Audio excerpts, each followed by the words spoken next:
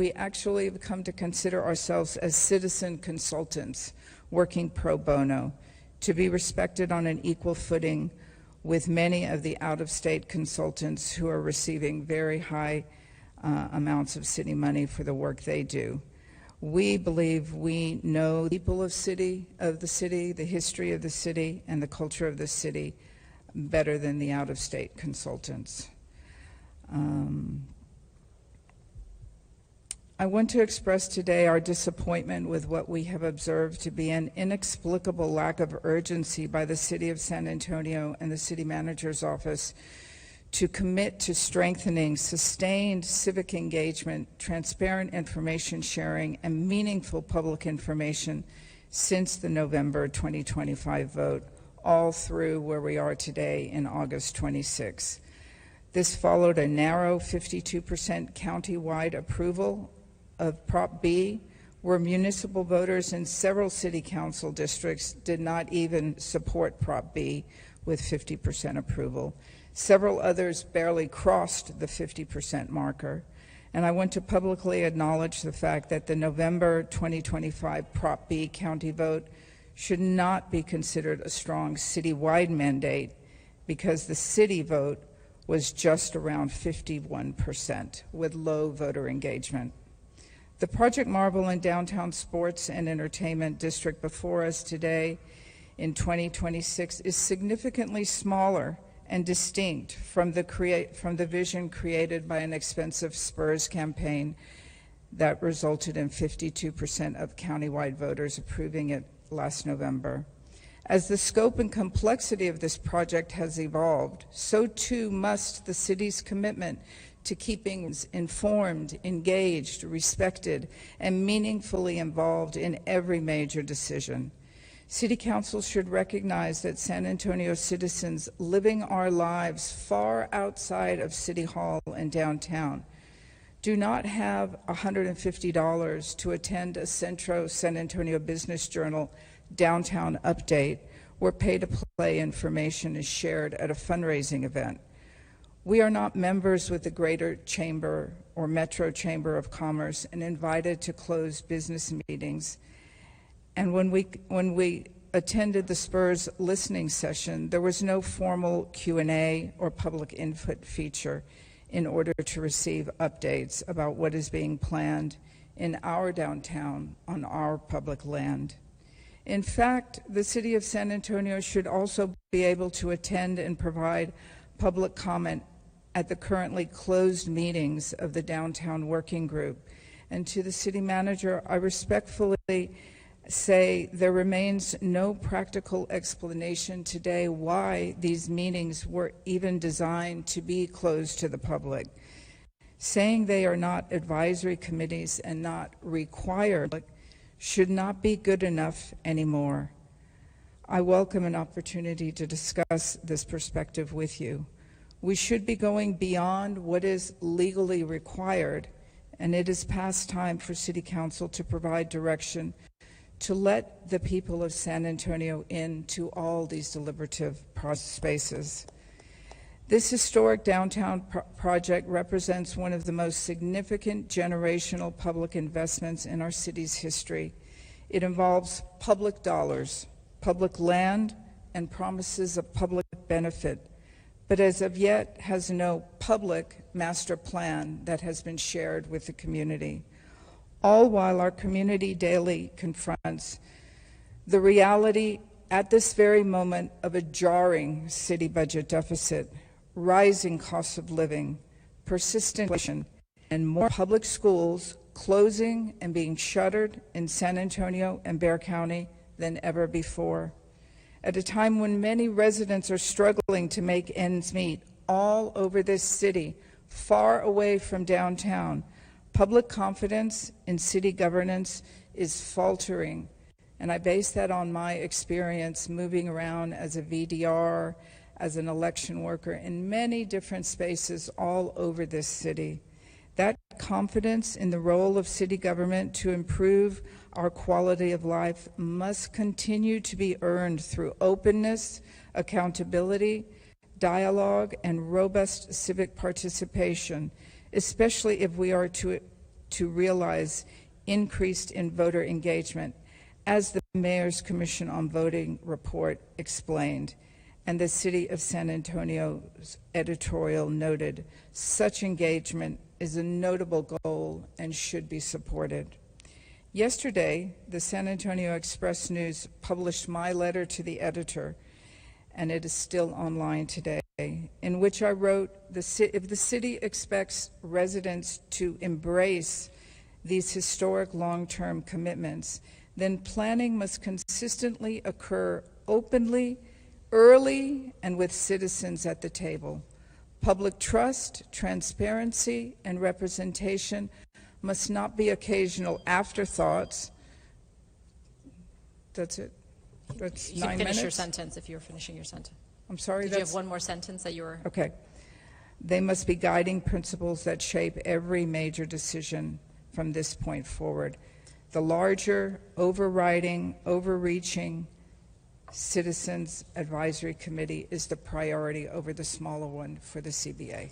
Thank you. If you have additional comments, ma'am, you can submit them for the record. Thank you. Thank you.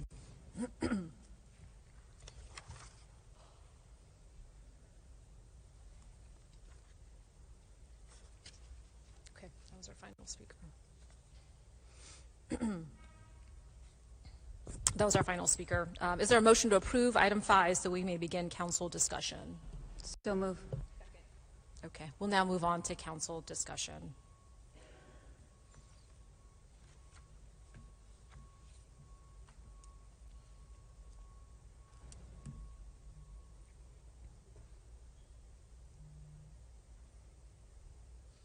Do you have a list?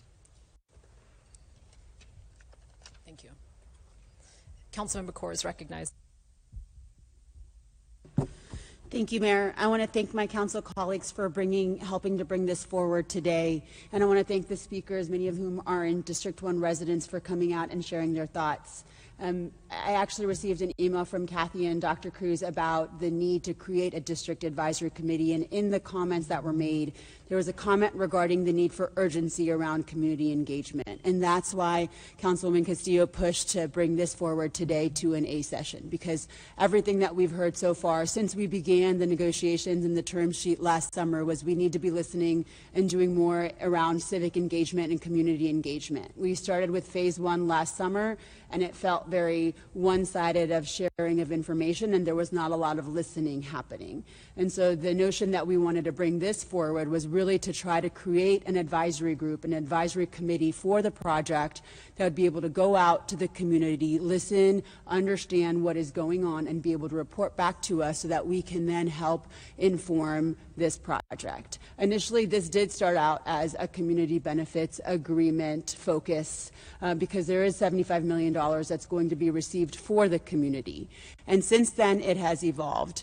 As a push from some of my colleagues, Councilwoman Mesa Gonzalez was also referred to in that email where she had a great op-ed about having a district advisory committee to make sure that it wasn't just for the CBA, because quite frankly, the CBA money doesn't come for a little bit. But we also know that engagement takes time, and really listening and talking to voices, as we've shared, just not voices that are able to show up here at 9 a.m. or 5 p.m. for council meetings, but folks in the community that have a perspective and want to be able to talk to folks and say, this is what we want to see as a part of this. And that takes time. It doesn't happen overnight. And so that's why we wanted to make sure we got started right away. And so that is the focus of this committee. It's twofold. And if you look at section 4 of the resolution says that this committee is going to be providing reports for us to cover planning, design, pre-construction, construction, and post-construction implementation phases of the downtown sports and entertainment district. So they will be covering all of those components, as well as informing the funds contemplated under the community benefits agreement. So this committee will be both and. And so initially we actually had it as a smaller committee, and then Councilwoman Castillo actually had us all think about the benefit of doing 33 members. And as you know, there's precedent for this with the bond committee. So we're going to have exciting bond conversations, I know, coming up. But with those bond committees, bodies, the benefit of being able to do 33 members is you get a really wide opportunity to do wide variety of voices. Sometimes for some of our committees, if we only have one representative each, we may not be able to truly hear from a general representation of the population. So, for example, some of the groups that we really wanted to highlight was, I know Councilwoman Castillo will talk about this, but she really wants labor representatives as a part of this group. I think it's really also important to have folks that are small businesses right around the area get to be a part of this group. I think it's really important to have someone from SAISD because they are going to be really impacted by this development as well in terms of growth and how their community could help benefit. So those are, and I also think it's important to have some folks that are in the county be a part of this conversation. But this opportunity to do 33 members gives each of us the ability to say, this is what our residents are telling us is really important representation for this group, and now this is who we want to appoint. And on top of that, this committee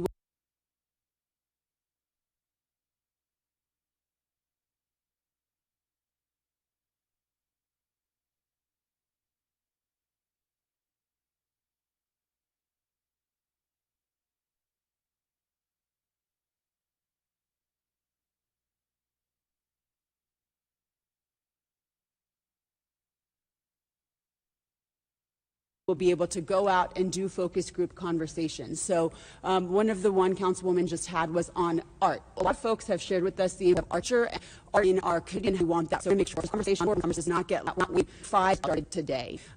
And I understand the concerns regarding we want to make sure we are allocating specific people from specific neighborhoods, but I think as a body we know that this district is going to be for the whole city, as was shared. It's a really impactful investment, and we want to make sure that representation occurs from around the entire city versus dictating to each council member who they should represent. And I think that as it plays out in terms of who's getting appointed and who gets appointed the chair, that we can all have discussions with each other on making sure that there is equitable representation and that really folks that are engaged and maybe have certain beliefs and values are all represented and included as a part of this body. So I'm really excited that we are here discussing and not waiting for the next consultant to come back before we start hearing from community. And I again just want to reiterate my support for, or my thanks to Councilwoman Castillo, Councilwoman Aldrete for signing the 3-signature memo, as that's the only we can actually this on an agenda. We don't have the ability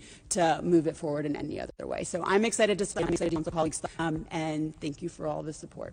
Thanks, Mayor. Thanks. In case it informs any of my colleagues' questions on this, Shannon, just a couple of questions on the presentation.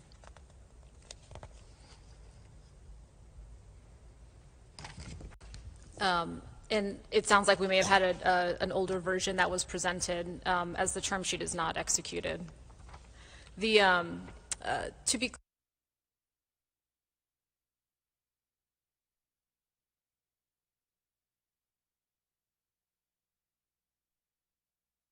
clear, one of the things that I appreciated when Suzanne Scott talked about the oversight committee for the river, part of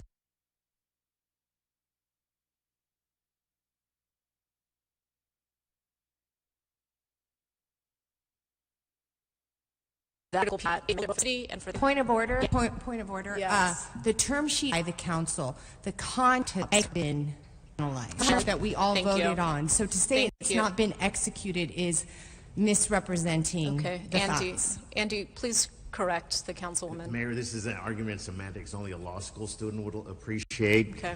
The term sheet was approved by the city council. Right. Yes. And we can use executed, approved, we can use whatever term we want to use. It was approved by city council. Okay, thank you. And we will vote on the final version. Thank you. We will vote on a contract. We will not vote on a term sheet. Well, no. could we please not lie?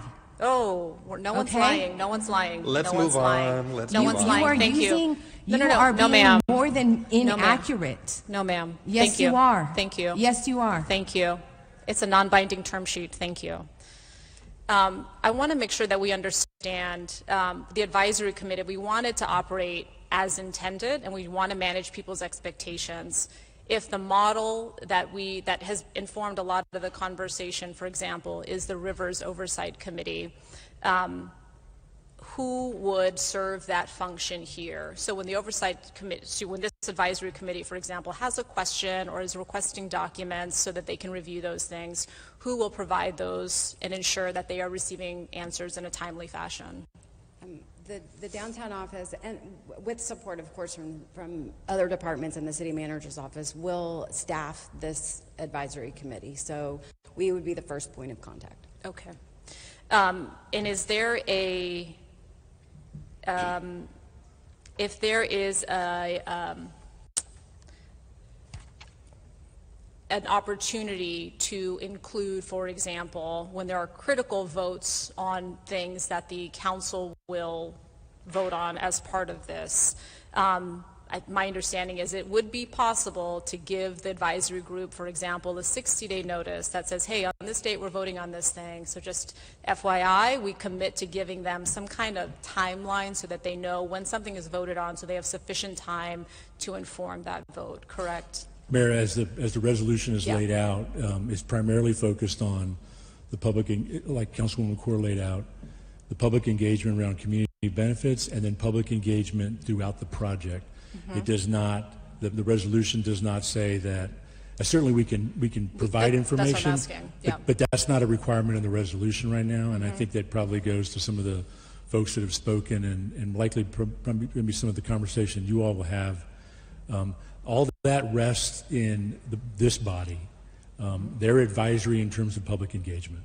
Understood. If we wanted to commit to that as a body, we could, it sounds like, right? Saying we're voting on this advisory committee, you've got, i.e., we're going to make sure the advisory committee has as much kind of teeth to it, if you will, and has sufficient prep time, has sufficient access to the documents so that they are advising to the best that they can. If we wanted to, we could do that. Is that correct? You'd need to amend the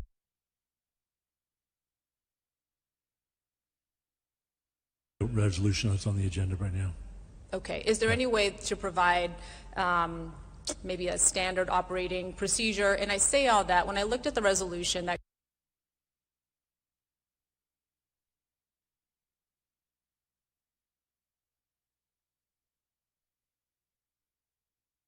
created the River Oversight Committee, it's all of a page of things that work. The river between the city and the county, and then the oversight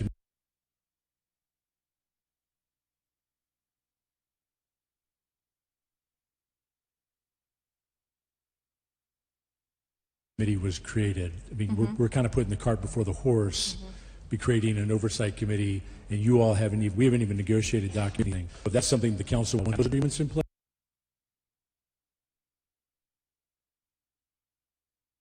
That makes sense to me, and probably more applicable to. Okay. Councilmember Castillo.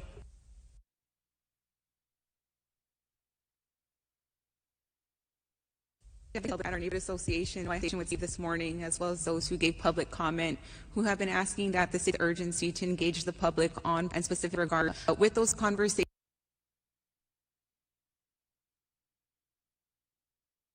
that I've had with District 5 hires, that negotiations have already been established and there's backdoor conversations. So I believe through the item is demonstrating to the public that we are bringing them to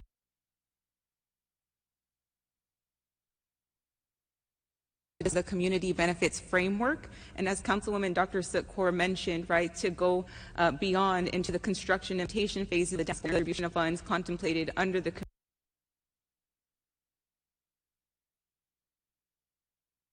for reasons, right? If it wasn't for the public calling for urgency for us to move forward with this framework, to move forward with public engagement, but of course I would be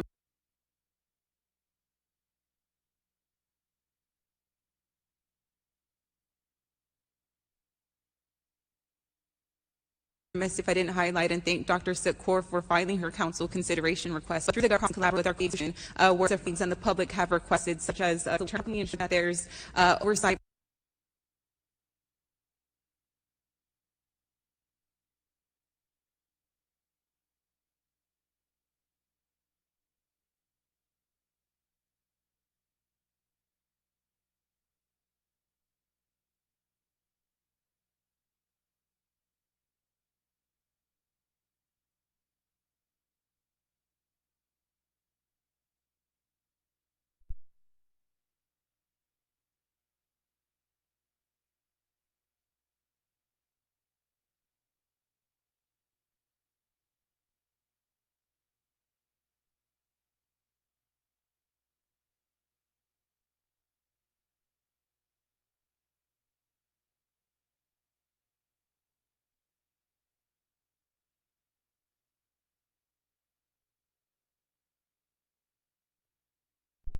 range of individuals. And as Dr. said, the reason in which we not too prescriptive is because each and every of us, in terms of the three or every member, to identify who is represented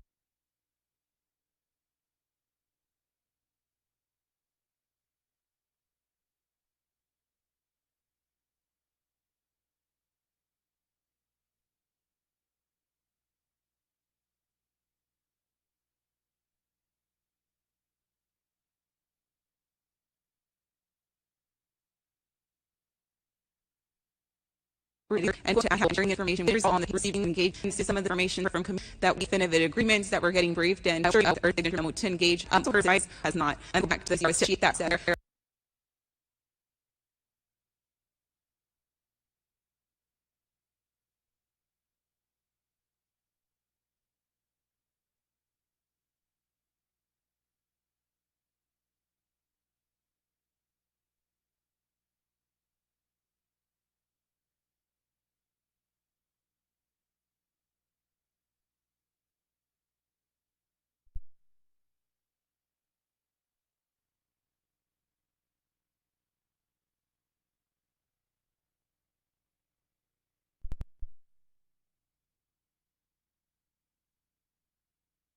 collaborate with our organization, where some things and the public have requested, such as that there's oversight from individuals. And as Dr. said, the reason in which we not too prescriptive is because each and every of us, in terms of the three or every member, to identify who is represented and to have sharing information with on the receiving engagements to some of the information from that we definitive agreements that we're getting briefed and to engage so her side has not and go back to the sheet that said not moving forward and with urgency does the public an opportunity to get in and share with the resident with insurance in our community.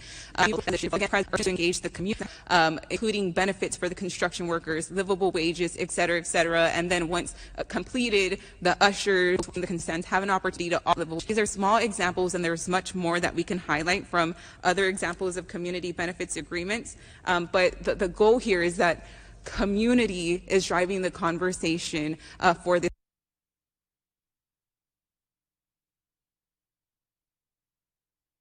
community benefits agreement for stakeholders.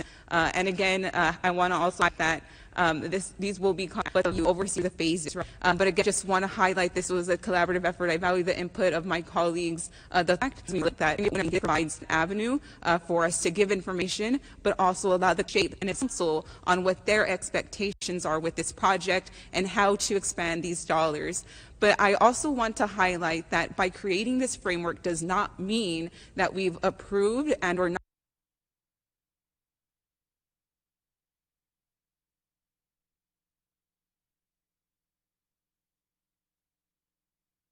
not going to continue to negotiate. So with that being said, I understand right now what's being proposed is $75 million for a CBA, but I believe we have responsibility and negotiations to continue to negotiate with our community. I don't want to mislead the public that this approval of this means we've accepted what the conversation and my colleagues' thoughts on this item.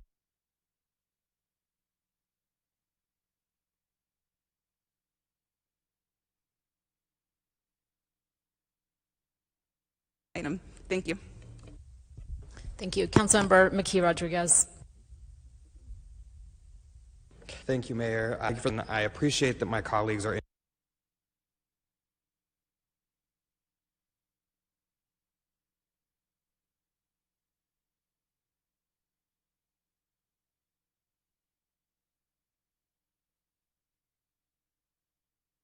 engaged in the issue. I think it would have been it is what it is at this point. There are two challenges that I have that I'd like to have addressed. One is that this part of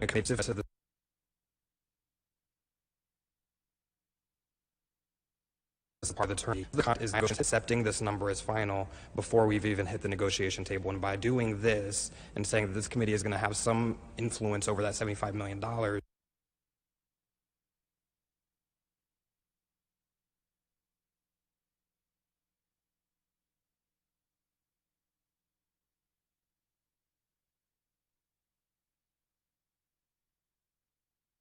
does weaken our hand. I believed that we as a body were going to be stronger negotiators, especially, and as has Algin, even for San Diego residents, over 51%.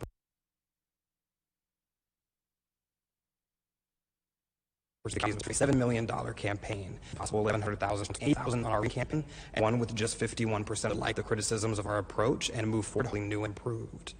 So in terms of the definitive agreements, negotiations, and here's the challenge with that, is that one, negotiations with the Spurs will not be open to the public. The council will not receive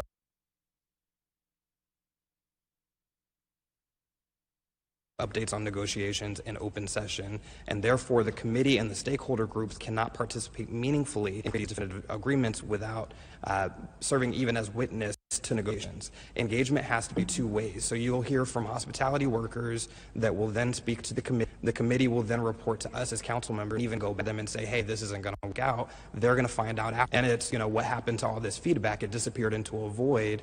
And so then what?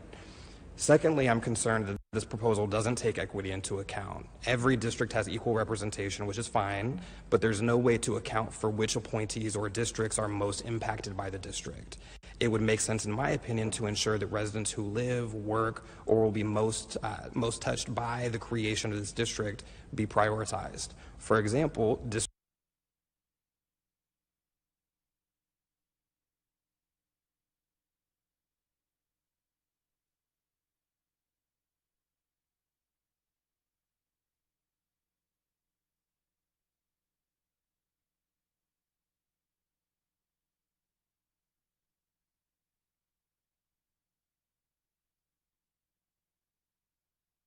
District 2 is most impacted by the Spurs divestment from the east side, and thus have a unique loss to recover from that could be supported through terms in the final agreement, but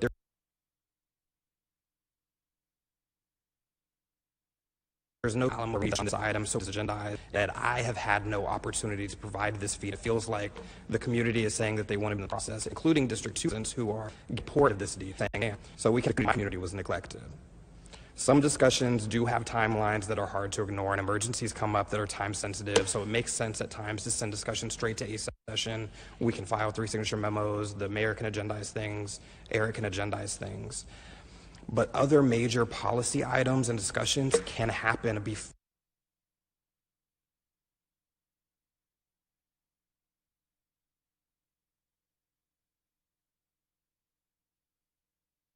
we take action, even if it feels urgent, and this is one of those. So everyone right now is governing by most reason I'm not to support this item today. My feedback implemented, and I would feel much more comfortable with a B session where I would then be supportive of this committee. So I move to table this item to a B session on August 19th with consideration at an A session on September 3rd.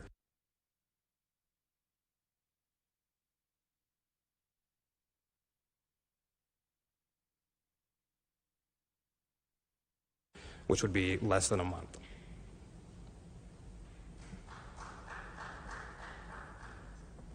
Thank you. Councilman Munguia seconded the item. The motion, rather. The motion is to table the item August and coming back on September the 3rd. Thank you.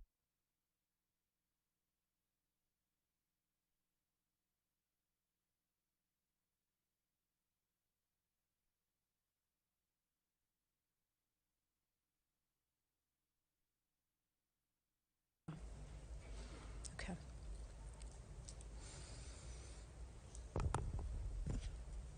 Yeah. And I understand Councilman's concerns, and I'm willing to have that discussion larger. So, when we went to governance, I was certainly supportive of the CCR at the time to kind of move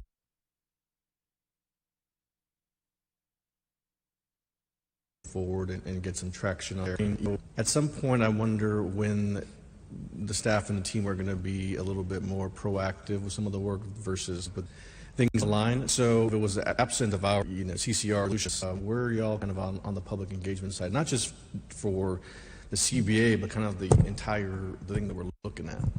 Sure. So there are several current processes going on, as you know. One, for example, is the Reconnecting Communities grant and the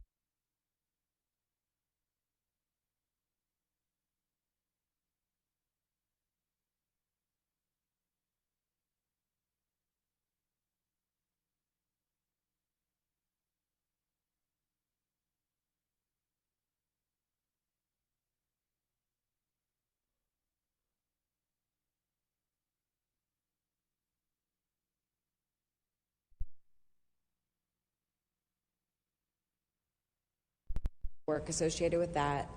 We have been holding community meetings over the summer related to that, which is really looking at, there are more meetings scheduled. And at the moment get ramped up and start getting those meetings scheduled, but this month a lot of that input is happening as well.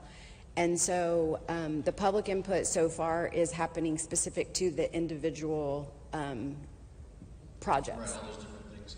Now, a while back, of course, we all supported a website to have all this information on. Is that up and running yet? Yes, there is a website that is active and has all of the information, but we also are working with the EPM team to develop a dashboard. There is a draft of the content for the dashboard based on a CCR related to the dashboard as well. So making sure that we're capturing the input that we've gotten from council and the community so far. So that is being developed. Obviously, it takes time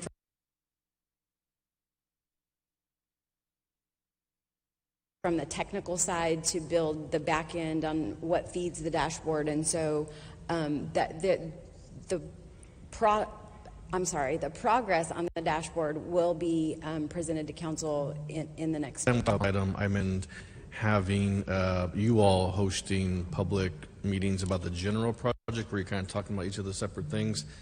Is that up and moving yet? Yes, we are in the process of, we have met with individual groups. In fact, Eric and I met just earlier this week with a group that invited us, and so we're trying to be as available as possible to existing groups, but then we also are working on a schedule of general updates based on your suggestion. Yep. And just because she was up here earlier, have you ever spoken to Kathy Vale about that process or her?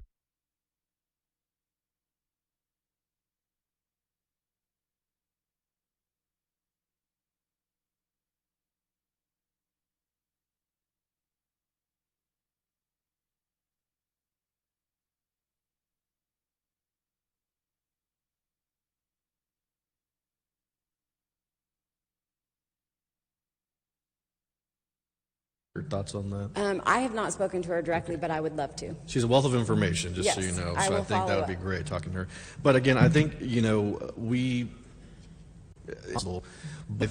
really hope that you all can take some, more proactive measures so that we're not following up with all these different CCRs and memos. So it should, really be with you all, and then maybe we can make some tweaks. But I don't think we should be up here doing as much as we are, because it should be staff bringing this stuff to us about engagement and all that, because I think we've already been down this road several times. So, Councilman, let me jump in there, but particularly in this case, this was a CCR that was tabled at governance in January on CBA, so for a variety of reasons, and so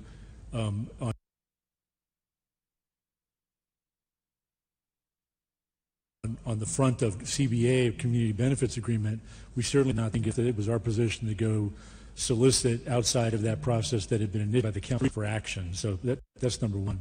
Number two, since we're talking about the forecast coming up, hopefully you all have seen the schedule we sent out weekly on B sessions and A sessions, but I'll kind of recap it here for the public. We are scheduled to come to council on October 1st for a briefing on the district study, that's the cost and revenue study, the accessibility and mobility, a dashboard update, as well as an infrastructure update. We're then scheduled on October 7th on our schedule to have a council conversation on council priorities before negotiating. That was something that Councilman Makia Rodriguez had talked about at our last June update to you all. And then right now, tentatively on the schedule on October 28th, we have an update on our convention center feasibility, Alamo Dome feasibility, the district infrastructure, as well as our financing update. So we've got three major things coming and that are already forecasted on the schedule that we've issued to the council. But in terms of community benefits, given that there was a CCR that was being held, certainly there's a lot of the things we're engaging on with the public. I did not think that was appropriate for us to go around that council process that had been held and start initiating something on our own.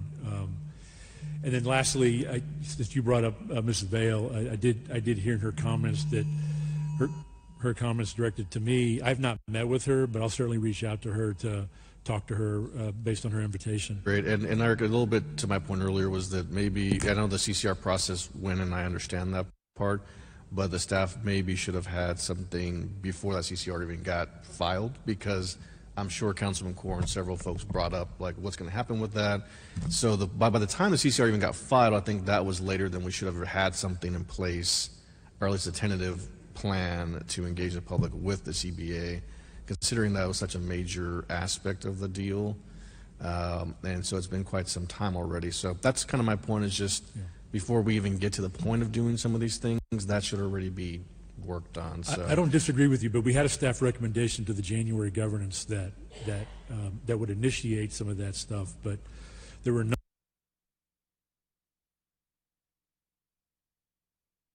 number of reasons why it got held. But again, I appreciate what you're saying. I certainly want to be on the cutting edge and ahead of that stuff, ahead of y'all. Just in this case, it felt like I could have given quickly. yeah, absolutely. Hopefully we can work on it a little bit more with the public aspect of it, and then also send those out to us in a memo. But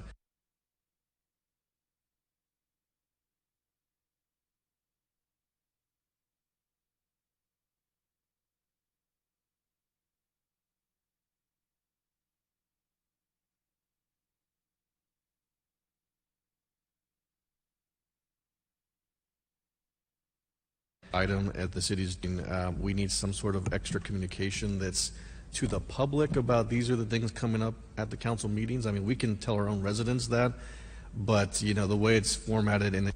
Anyone else want to comment on the motion to continue? Okay. Councilmember White. I just have a couple questions on, do we know what the cost of this, having such a committee is going to be? Councilman, I think it's negligible in terms of hosting the council meeting, or the advisory committee, the proposed advisory committee. Certainly there'll be some staff time, but I think the resolution outlines a meeting a month, and I don't think that's I don't think there's any major costs associated with that. It's categorized under all other duties as assigned. And okay, well, and the resolution says that this thing will stay in place until it's dissolved. Is that right? There's no definitive endpoint. That's correct, sir.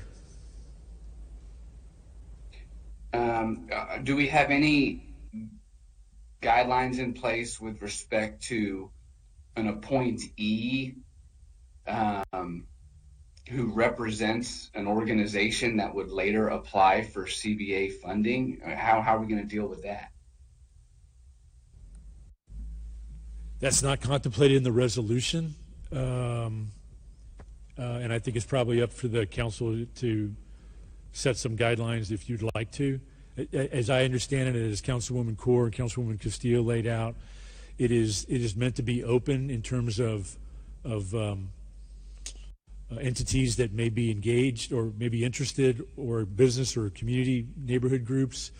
I'm not sure that that one of the categories that was envisioned by the members that signed the 3-signature memo were necessarily nonprofits or agencies that could potentially benefit from a CBA. Eric, I think I can help on that question, Councilman. Usually our committee members are obliged to follow our ethics rules. So if there's a conflict, we would address it like any other conflict. Okay. I just, the people that represent these groups all live in the neighborhood, citizens of San Antonio, and may want to be on this committee. But obviously, I think we all see there would be a conflict of interest to being on the committee. And then pushing for funds for their particular group. So I do think we need to at least consider that.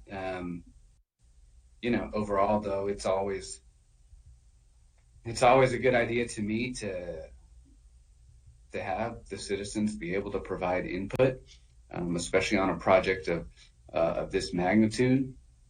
I think we need to acknowledge that the Spurs investment here of $75 million back into the community is a significant one that I know the residents of District 10 appreciate, and I'm sure the residents in the rest of the city do as well. And so making sure that's spent in a manner that most directly and positively impacts our citizens, I think is important. And if this committee is going to help us get there, then I'm for it. Thanks. Okay. On the motion to continue. Okay. Councilmember Aldrete-Gavito. Thank you. I want to first thank my colleagues, Councilwoman Kaur and Councilwoman Castillo, on helping bring this forward and signing on to that. They already outlined all the thinking behind it, why we chose 33 members, and also, too, they also highlighted how we've heard from the public the urgency to get started. So I don't want to rehash that, but I do want us to think about what's the alternative. Like, the alternative is really to not start a community advisory group, and that's not a good one. And so I don't want to delay. Our residents have been telling us that they need this. They've been telling us that they want this. This is a good thing. We don't need to have another convoluted argument. We don't need misinformation. We just need to get going on this. So I'm not supportive of the delay, and let's get going. Thanks. Would anyone else like to speak on continuing the item? Okay. Thank you to Councilman McKee Rodriguez for illuminating some of the things that I think are worthy of discussion before we move forward on this. And I support delaying it. I support the timeline that has also been articulated that would allow for sufficient public conversation to weigh in on the good ideas that have been forward. I appreciate that. I think there is an opportunity to determine whether either this body or whether we would need a separate entity that does more of what was envisioned and was conducted by the River Oversight Committee, which is outlined is some of those critical elements of why that was so successful, as Councilwoman Mesa Gonzalez articulated in her op-ed, and that Ms. Scott shared with me. There was a critical part of that was the continuity. The chairs of that Oversight Committee, they were the chairs the entire time. The Honorable Lila Cockrell and Mr. Hightower, that they were the chairs of that for over 15 years. I think what was also critical about that is it was not a council approval of the members. They had specific stakeholders, and I think the groups that have been identified by Councilwoman Kaur and Councilwoman Castillo are the correct ones, but there is value in having some specificity in those groups that should be participating in this. In part because in the River Oversight Committee, those groups were identified, and then those groups selected their own members because they've got the continuity, they've got the capacity, they've got the expertise to weigh in on those. So you remove kind of that, quote, political element, if you will. That group was also a group that made decisions by consensus. That is a critical part of why that was so successful. Obviously, that's a very time-intensive process, but I think we need to manage people's expectations about what this body is going to do, how it's going to function, so that, as Councilman Munguia identified, and Councilman McKee Rodriguez identified, we don't want folks to dedicate time and energy and that feedback not necessarily be attended to or actioned the way that one would expect. So I'd like to understand if there's a way in which we can include more of the oversight elements. So this body, which again is I agree with in theory, but as we know, it's implementation that is going to matter most. If we can include more of that, so it is as successful as it can be. And I do want to make sure, if we can early on, also I think commit to the types of things that we're going to expect this body to weigh in on. For example, critical votes, to ensure we've got sufficient capacity on the staff to give them the information in a timely fashion and that it can be incorporated appropriately for this body to weigh in on. So I am supportive, again, of the idea, of course, but want to make sure it's as strong as it can be and as reflective of the community's input and, of course, of the good model that it's referenced on largely, which is the River Oversight Committee. Okay. With that, there's a motion and a second to delay this item. Please vote.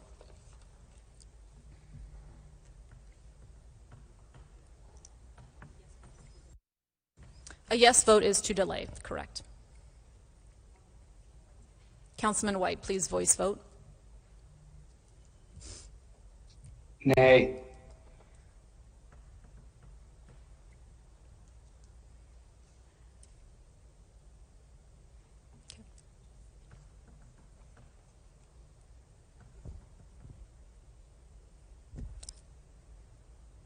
Okay, the motion fails. So to the original motion. Are we good?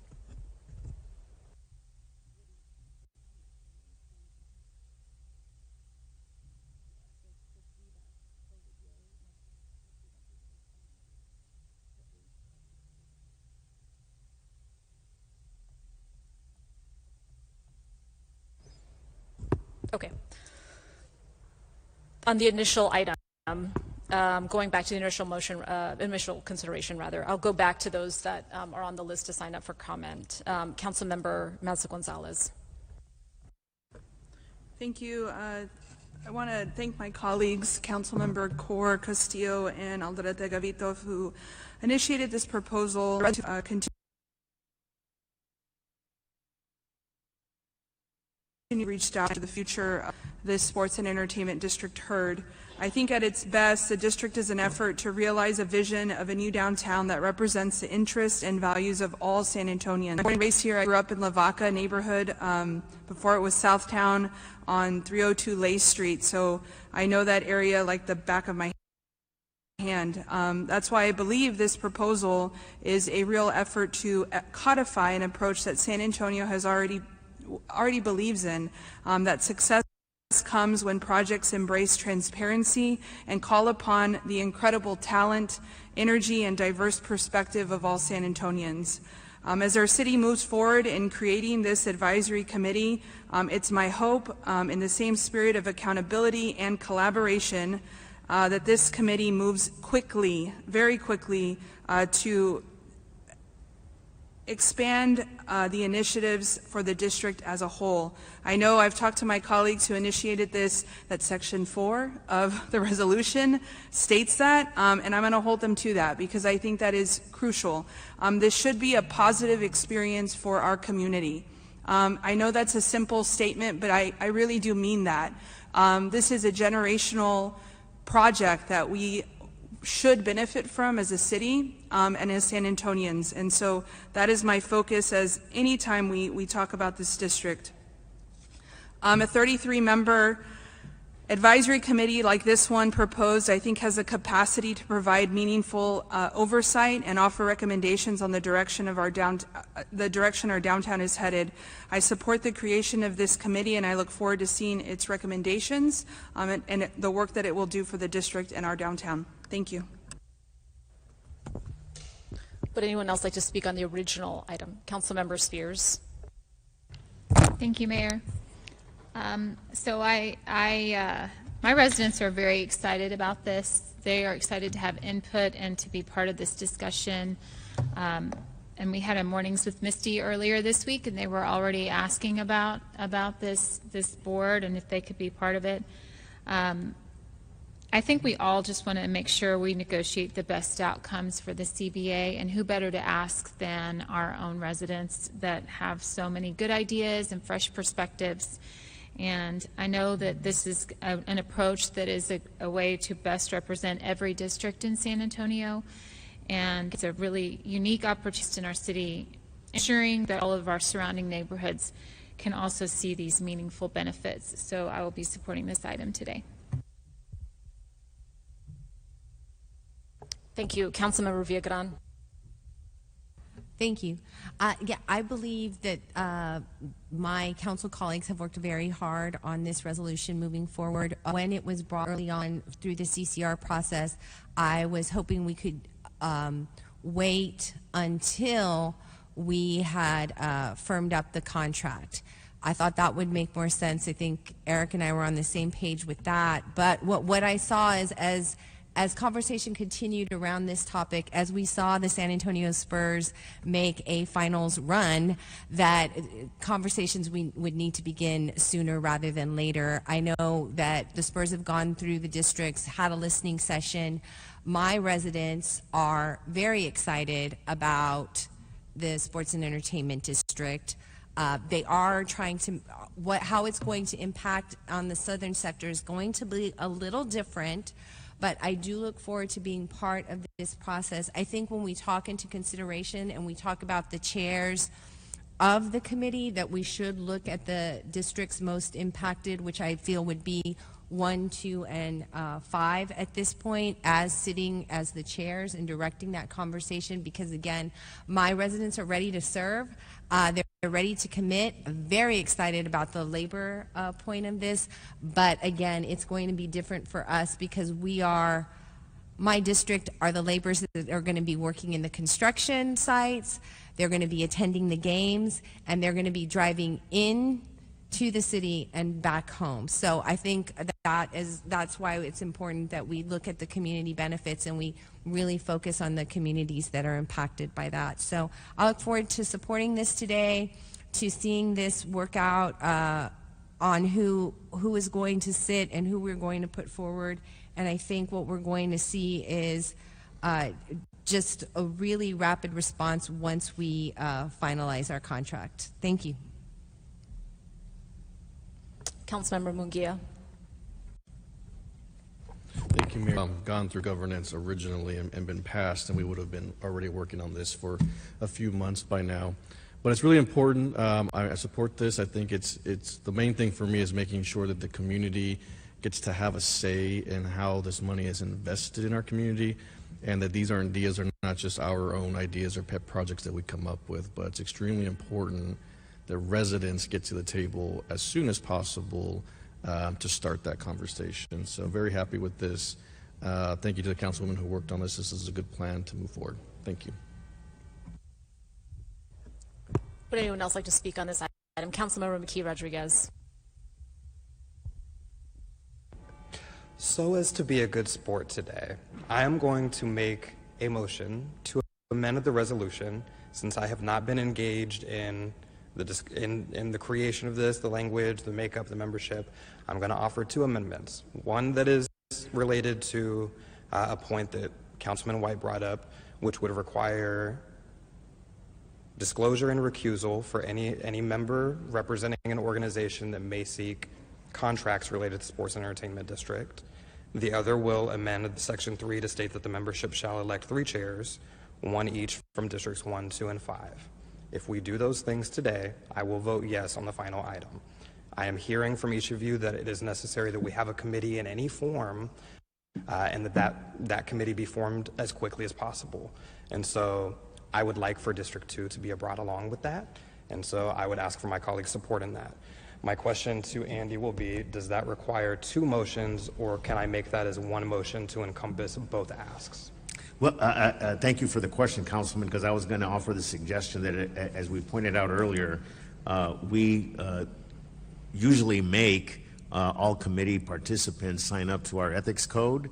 So if you want to, you could make the first motion simply that they'll sign up for that. That would include, I think, the disclosures you're talking about, and actually be broader in terms of making sure those ethics rules apply. But yes, they would require 2 separate ones, unless you feel confident that we simply will assure you that we will ask all committee members to sign up to our ethics code. It'd be better to include it. So I'll make 2 separate motions. So one, amending the resolution to state that all members will sign the ethics code. Second.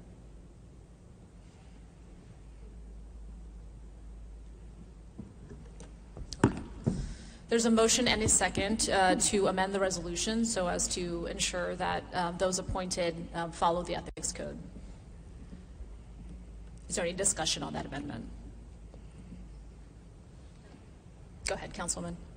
The point of clarification for the city attorney and or city clerk, my understanding is that the expectation with any City of San Antonio boards and commission that each do follow the city's ethics code, correct?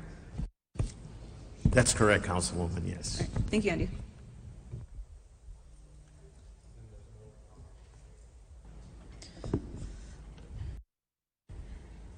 Okay.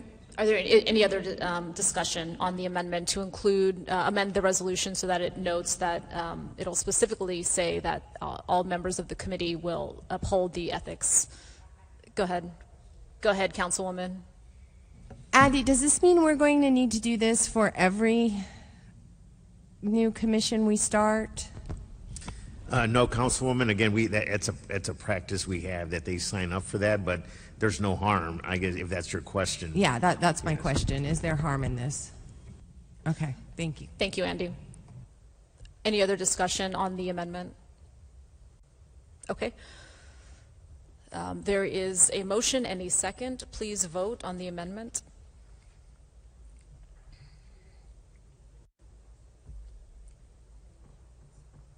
Voice vote, please, Councilman White.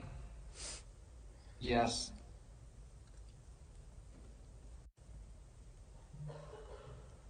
Okay, the motion passes. Councilmember Mejia Rodriguez, your second amendment. Thank you. My second amendment, or I move to amend Section 3 to state the membership shall elect 3 chairs, 1 each from Districts 1, 2, and 5 to lead, regardless of who made the original appointment. Point of clarification on that. Based on the resolution, as I understand it, the members themselves vote on the chairs. So would you require the committee members the chairs have to be from one of those 3 committees? Yes, from each of them. From each of them, okay. So they will have 3 chairs, and they will elect one who lives in Districts 1, 2, and 5. It doesn't necessarily have to be the council member from that district who appointed them. So if District 6 appointed someone who lives in District 2, that person would be eligible to serve as chair, for example. But only one person who lives in District 2, one person who lives in District 1, one person who lives in 5. Okay. Based on the clarification that you just made then, in theory, and I want to, for those folks that drafted the resolution, there is nothing then that would prohibit, in theory, all 33 folks being from the same council district, correct? There's nothing that would prohibit that? No. There's nothing that would prohibit all 33 folks being from the same council district? You just said, based on what you just said. Yes, so if there's no requirement that so I could appoint Correct. 3 people, there's nothing that requires me to appoint 3 people who live in District 2. Understood. I want to make sure everybody understands that. So in theory, everybody could be from Council District 9 or Council District 2 or Council District 1. And if that is the case, then how do we ensure that there are 3 chairs that are from other districts? I feel like that is a slim issue because our practice is to appoint people who live in our own district. There may be one rogue appointee here or there that we feel represents the interests of a district. So I don't know that we necessarily need to hash that language out. But It would be, but just a suggestion, would be based on residency. So that would we have to For the chairs. Understood. Yeah. But you'd also have to ensure that you actually then have representation from those 3 in order to ensure that you have a chair from one of those 3 districts. Yeah, and I think that's what the Correct? councilman's saying. There's probably a slim majority or a slim chance that that'll happen. To the point, though, of making sure that my assumption is the assumption is that there would be equitable representation across the council districts. What is the way in which that is done? That's just left to the prerogative of the council member, to be very clear. Councilmember Castillo or Councilmember Corr, any of those that drafted it, I want to make sure we are all clear. if it would please the chair, the amendment could also clarify that every council district must appoint one person who lives within their district. That would be helpful. Okay. Okay, so to be very clear on the amendment, every council member will appoint at least one person from their own council district, and then the 3 chairs, one would be from council district 1, 2, and 5. Okay, thank you. Any conversation on the discussion on the amendment? Councilmember Aldrete Gavito. Thank you. appreciate the amendment, way overcomplicating it. You know, this Point was... of a second for the amendment.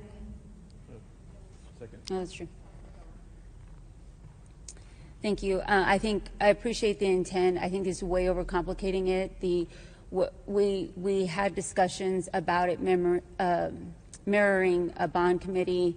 We had discussions intentionally about that the committee choosing their own chairs. I think that when we're starting to make... Who had that discussion? Well, when we came up with this 3 signature memo. Okay, so the 3 of you. Sure, yeah, and you can support it as is or not, but... Please direct your comments to the chair. Thank you. But you know, I mean, it's a fair process. We know how these things work, and I think that when we're starting to dictate and specify, has to be from districts 1, 2, and 5. Now we have to specify who our appointees are. We're losing the intent of this community advisory group, and so I understand that there's going to be impacts to certain districts who may see it or feel it a little bit more, but I mean, downtown belongs to all of us. This belongs to all of us, and so I think we should all be able to choose who we need to choose. Thank you. For clarity for the public listening, would all of the residents, and to the point there, would all of the appointees have to be City of San Antonio residents? Would they be? Was there? I don't remember seeing that specifically in the resolution. Any of the authors? Is it? If I may, the goal of the community benefits agreement, of course, is to ensure that each city council member that is duly elected by their constituency has the role and responsibility of identifying who is best equipped to represent their constituency to shepherd this CBA framework. So the expectation is that, one, the constituency of each elected official has someone to hold accountable, right, if they are dissatisfied with the appointees. Again, the goal with not being too prescriptive allows us each with the flexibility of who we believe is best fit. I like to assume good intent with my colleagues and can't envision anyone up here appointing 3 Bexar County residents that do not reside in the city. But if that were the case, your constituency will hold you accountable. And that's my expectation. So I understand the desire for clarification, but the goal of each and the responsibility, rather, of each council member playing the appointment process or facilitating the process is that our constituency can hold us accountable.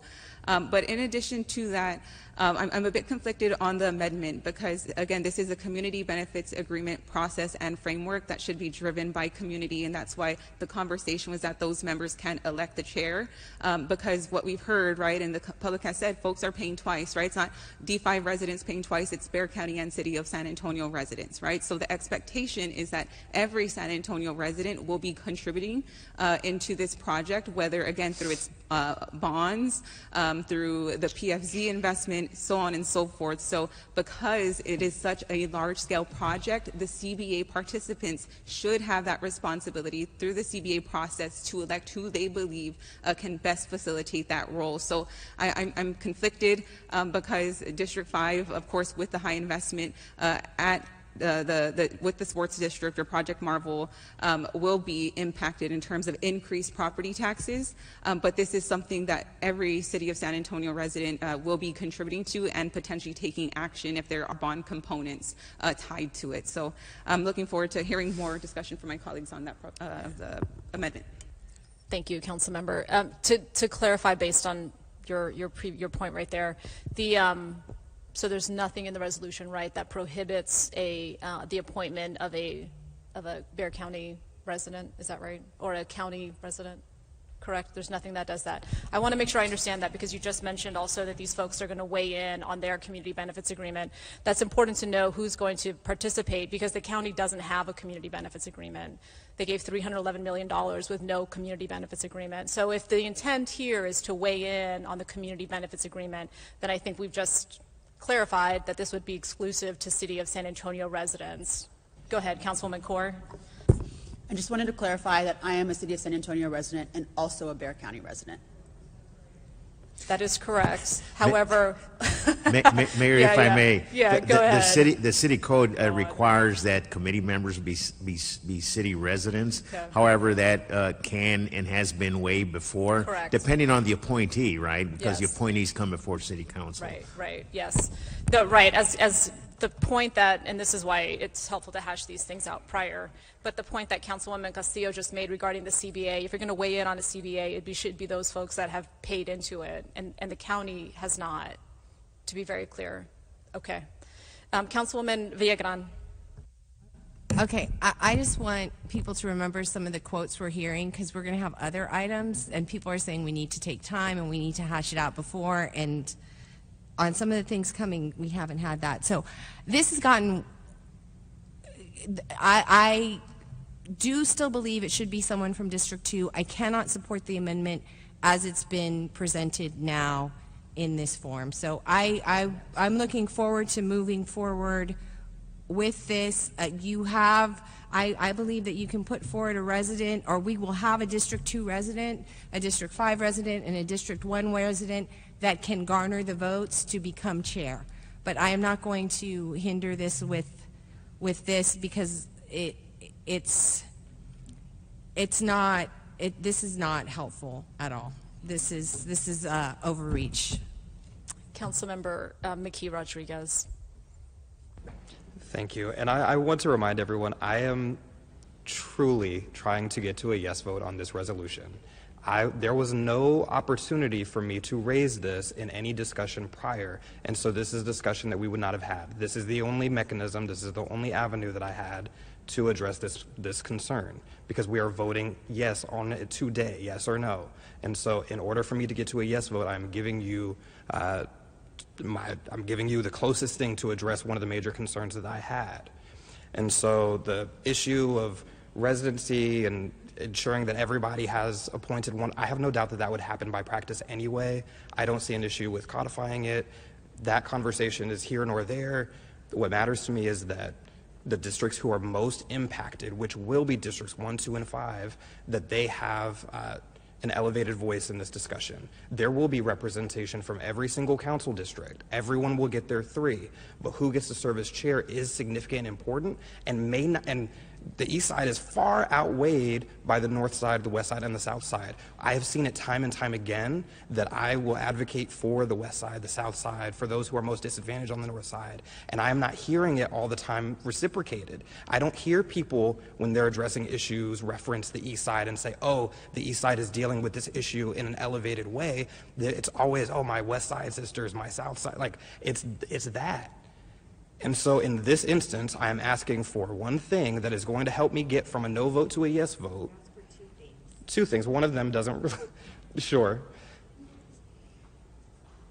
One thing in practice that is going to be tangibly different. It's not just the CBA that everyone's going to be discussing, and it's not just a tax impact. It's also going to be related to the construction that is happening. It's going to be related to the projects that are taking place in our districts. That's why I think it makes sense for Districts 1, District 2, and District 5 to have an elevated voice as chair. It could be any combination of appointees, but at least one who lives from each of those districts.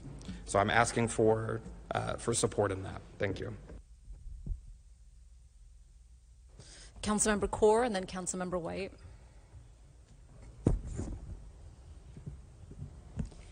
I selfishly want to say yes to this because it means that a District 1 individual gets to be a chair of this. But I am also conflicted because I do understand that there might be someone from a different district, District 6 or District 4, that wants to be able to step up and be chair and is qualified to do so. I also don't know that being chair significantly changes the outcome of what's happening. So I hear my colleagues, some of my colleagues want to say, like, this has already been vetted. They could duly vote and engage in the democratic process to elect the chair. And I also hear Councilmember McKee Rodriguez and appreciate the work to wanting to collaborate and move this forward. So I'm conflicted. Thanks, Mayor. Sorry, what was the last part? I'm unsure. Okay, thank you. Councilmember White? Yeah, look, I appreciate Councilman McKee Rodriguez's sentiment here, and always have admired how hard he fights for the East Side. But I mean, we're talking about the community benefits agreement, and it's for the entire community. Can I Can you hear me? clarify something? Can I clarify? Just to be clear, we're not just talking about the community benefits agreement. The resolution states clearly in section 4 that this is more than a committee for the CBA. So I've heard this a number of times, but just to be clear, we are not just focused on the CBA. Okay? That's correct. Okay. Well, again, we're talking about something here that is going to affect all San Antonio residents. And with respect to the CBA, I mean, that is a part of it. And I don't know why we would get involved in this committee and tell them what they need to do in terms of who the chairs would be, and not just let them come up with that. And so I appreciate the comments from Councilwoman Castillo and CORE.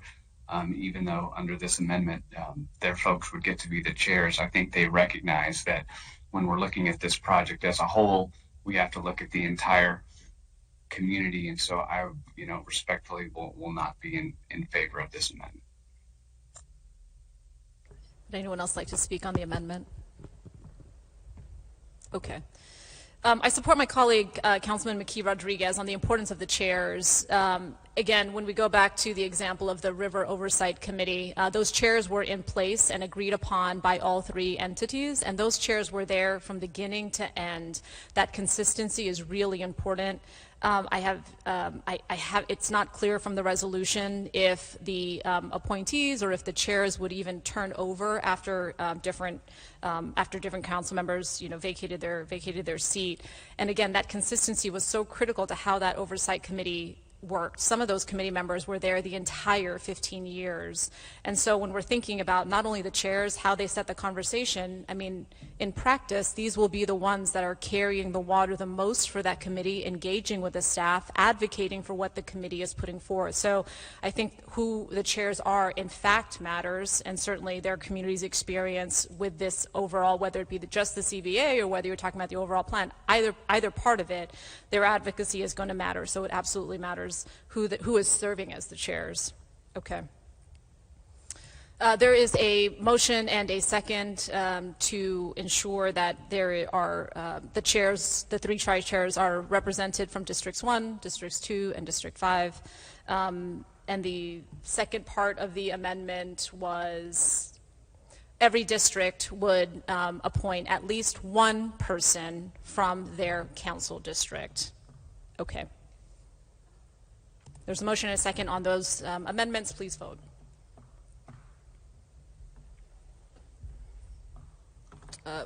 Councilman White, voice vote, please.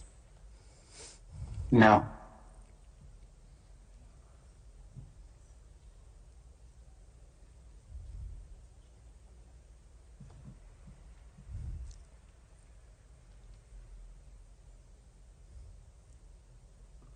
Okay. The motion fails.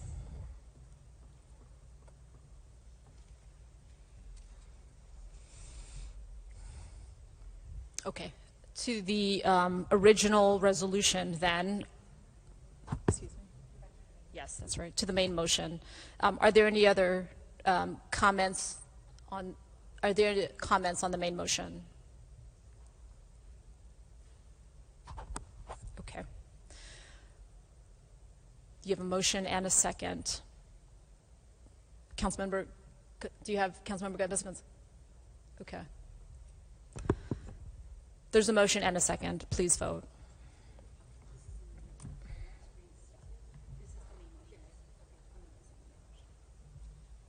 Yes.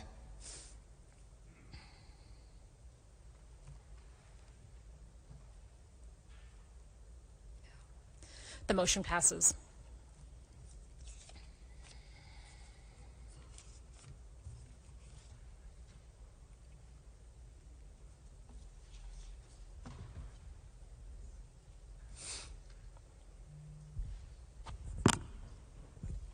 Okay, we'll go on to item 6.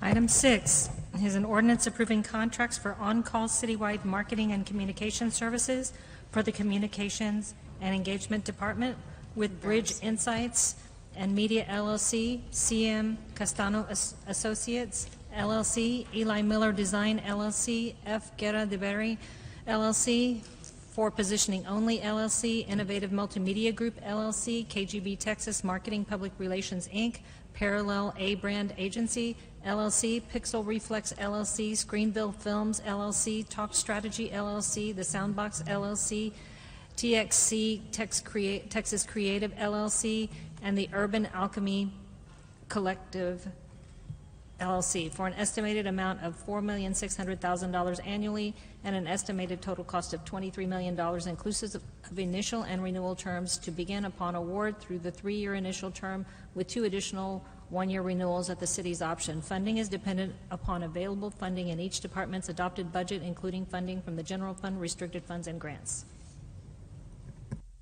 Over to you, Jeff. Thanks.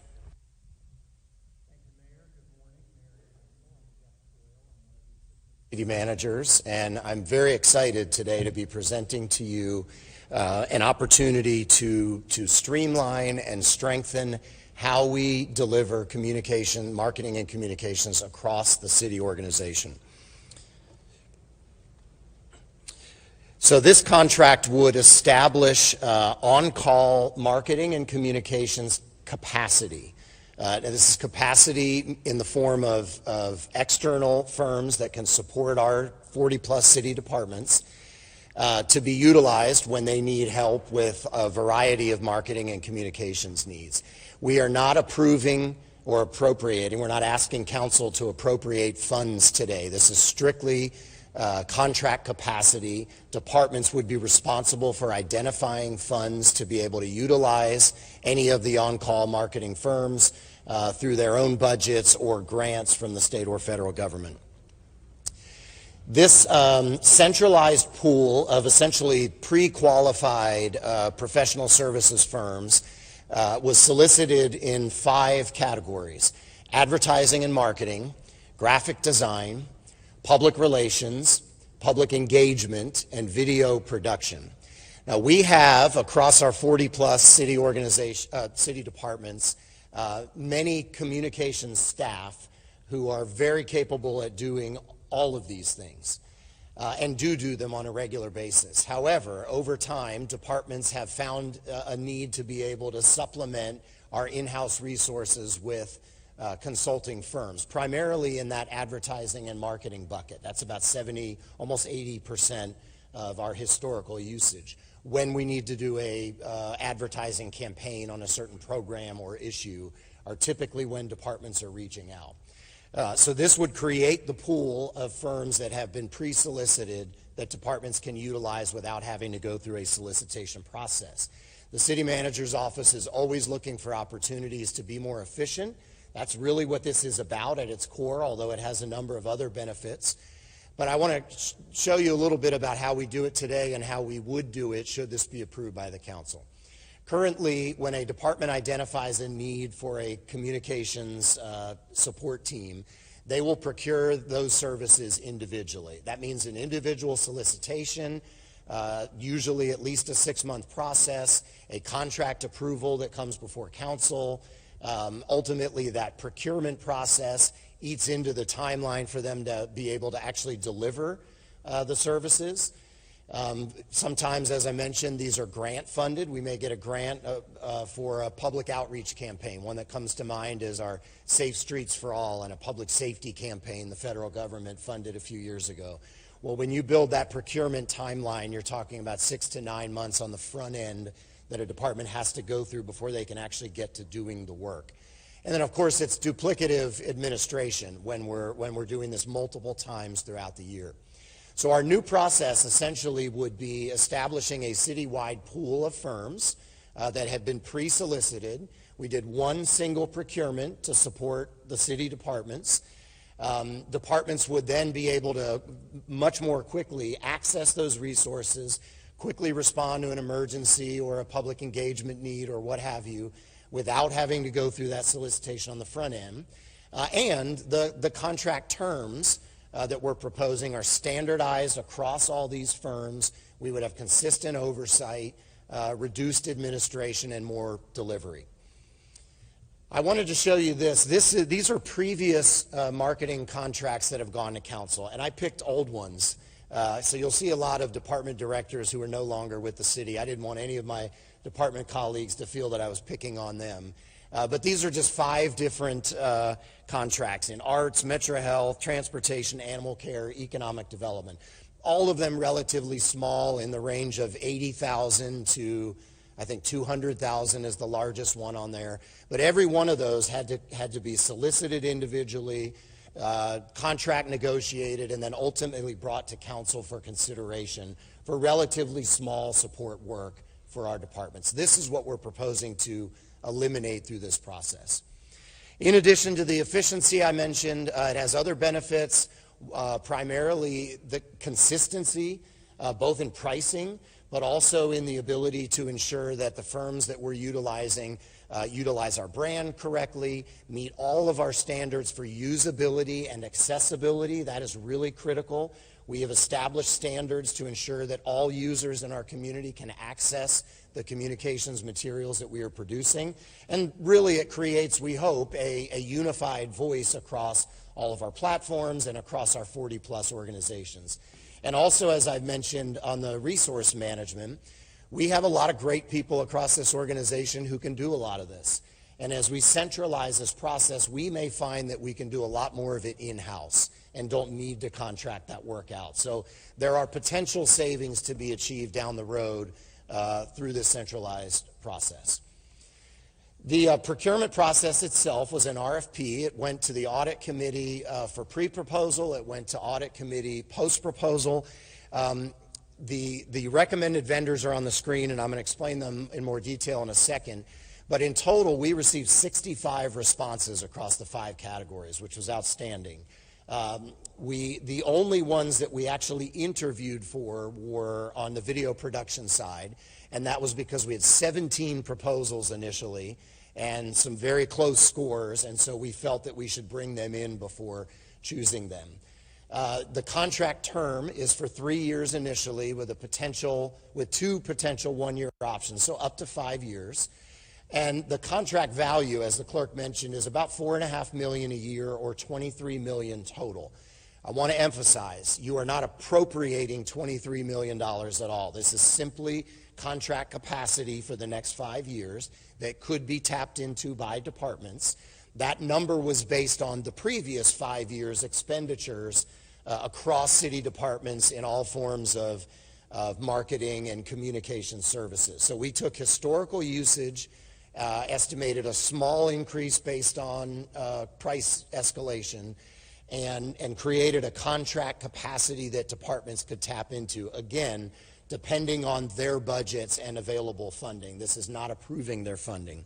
I'm going to start to go through the categories and the firms, but I want to say that normally we would show you all of the scoring. We have shown it to the audit committee. There's a lot across 5 categories and 61 proposals that were evaluated.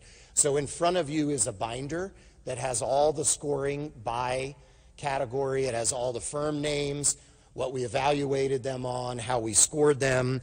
It was the standard experience, qualifications, and background, and proposed plan. Those were the 2 buckets for our evaluation committee.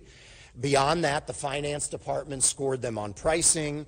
We had SEBEDA layered onto that, and we had local and veteran preferences incorporated as well. So you'll see all that in front of you. I'm happy to answer specific questions. I didn't want to put you through 30 slides of scoring matrices. So the first category, which is really the biggest one, is advertising and marketing. We're recommending 7 firms to be in our pool. You probably recognize a lot of these. 6 of the 7 are San Antonio-based firms, large, established, full-service advertising and marketing firms.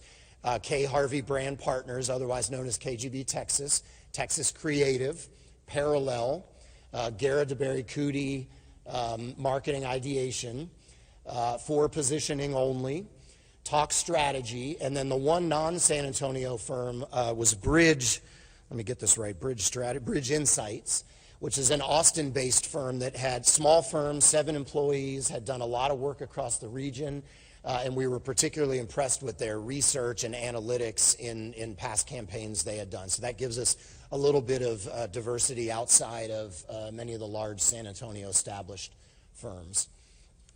In the graphic design category, and I want to differentiate between advertising and marketing.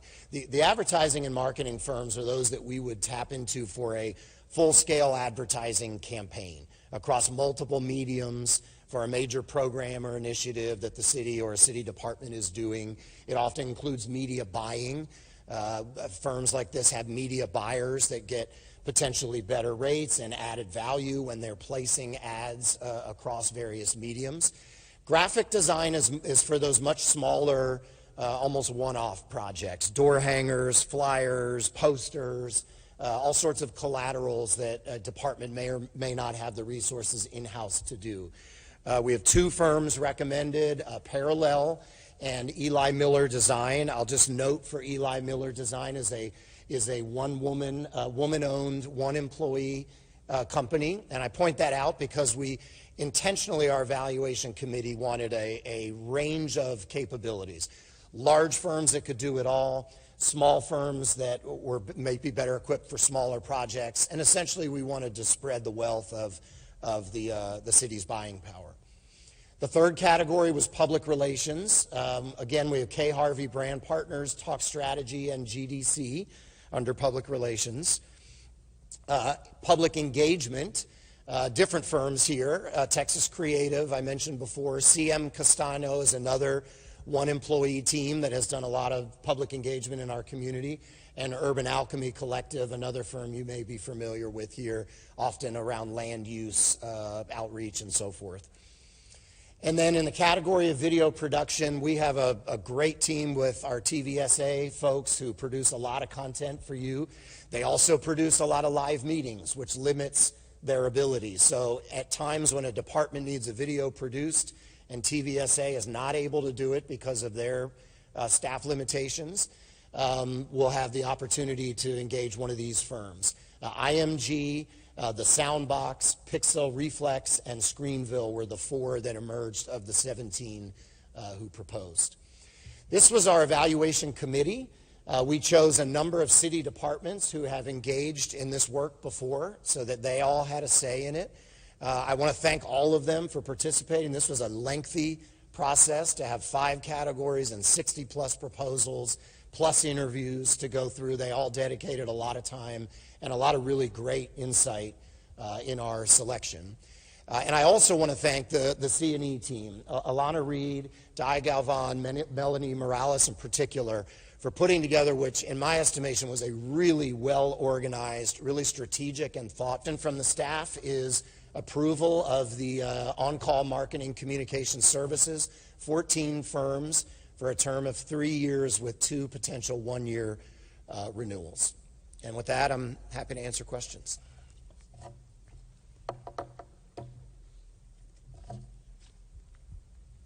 Thank you. We have no members of the public that have signed to speak up on this item, so we'll move on to council discussion. Is there a motion, excuse me, a motion to approve item number 6 so we may begin council discussion? Okay, there's a motion and a second. We'll move on to council discussion. I will ask a couple clarifying questions, Jeff, that I asked in my pre-brief, but just for the benefit of the public that may be wondering the same thing. Just in general, we're obviously going to start our budget discussions here shortly, but yet we're being asked to look at this currently, a multi-year contract, $4.6 million each year, just for the edification of the public. Why are we looking at this separately versus as part of the budget process? Very good question, Mayor. Simply because there are no appropriations at all in this action item. This is simply to pre-select the firms that would be utilized for a city department next year to engage one of them for a project. They would need to have that money in their budget and or find that money through a grant. So there's no appropriation whatsoever. It's just the pre-selection of the firms that we have at our disposal. And the approach of a 3-year versus a again with a deficit the way that we have, the ability for flexibility is always important. Help explain for the public why the recommended approach is a 3-year with 2-year, 1-year extension options. Very simply because it was a lengthy, complicated process to go through to do a mass solicitation. If that contract term were shorter, say 1 year, we would be doing it again right away. So this is to give us a few years of contract authorization to be able to utilize these firms. Doesn't mean we will. In fact, their contracts very explicitly say there is no commitment of any funding or work to them. This is simply having them on call in the same way that the Public Works Department or airport has engineers on call. If they have a project and available funding that they can use their services, they can tap into it. Otherwise, there's no commitment to them. Okay. And for clarity on the answer to the first question was, right now, this is just a summation of what is currently appropriated. However, if going through the budget process, that number maybe, for example, is half, your intent then in practice is that the distribution of that would match roughly the proportion that they currently have? I'm not sure I followed that. You've got, if going through the budget process, we determine, right, it's the sum of all of that is not going to be 4.6. What if it's going to be 2.3, right? But your understanding is how that money would be appropriated would be the exact same percentage as what they contributed to the big pot. No, it depends, Mayor. I mean, there could be, like Department X has $200,000 in the budget, and Department Y has $200,000. Depending on you all and the process you're going to go through for the next month, we could reduce Department X by $50,000 and Department Y by $75,000. So it's not necessarily proportionate. It's the current state, and there's no commitments in the contracts, but it could be different based on y'all's conversation during the budget process. Okay. And the other question that I asked in pre-brief is, do we have an estimation of the amount of money saved as a result of this approach? Money, no. That'll to be determined based on how we utilize them. But staff efficiency, yes. After you asked the question, we consulted with the finance department. They looked back historically and estimated that not doing all those individual procurements would save roughly 6,270 hours of staff time per year. And as you all know, our procurement team is very, very busy. So any reduction in their load of solicitations is beneficial. All told, though, this package of marketing and communications contracts is roughly 1% of the total amount of work that our procurement team does on an annual basis. Okay. It'll be helpful, thank you for that, Jeff. It'll be helpful to understand what that savings of 6,000 hours of staff time then equates to when we're looking through the budget and potential changes as a result of the financial situation. Okay. Jeff, we also, this is the other question I asked in pre-brief, but for everyone's edification, we recently voted on at least one, multi-year contract, multi-million-dollar contract for Ready to Work. I know in pre-brief it sounded like this wouldn't also apply to all of the comms contracts that we currently have, right? Some have some contracts that go out many, many years, for example, SAPD. So help us understand. This was a multi-year review to kind of get to this recommendation, if I understand. And yet we were asked previously, just in the last couple of months, to approve the Ready to Work comms/marketing contract. Can you help us understand why that was the case? Sure. And why they're being treated separately? Sure. For one thing, that should council approve this today, tomorrow they must stop working with a firm they had previously contracted with. Those contracts can run their course. The one you mentioned, Ready to Work, is the longest standing communications contract we have in the city. Of course, their role is to market and promote the opportunities for career advancement through Ready to Work.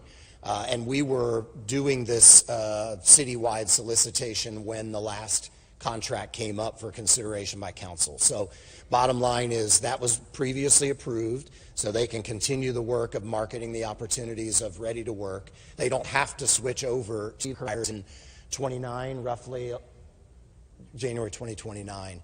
And at which point, if there was a ready to work and a need for another contract at that point, they could ride on one of these. But we're not halting their work in the middle, and we didn't want to create a gap either several months ago to say you can't market and promote anymore until we get through this. So they've continued the work on a separate timeline. This is a resource to all departments going forward.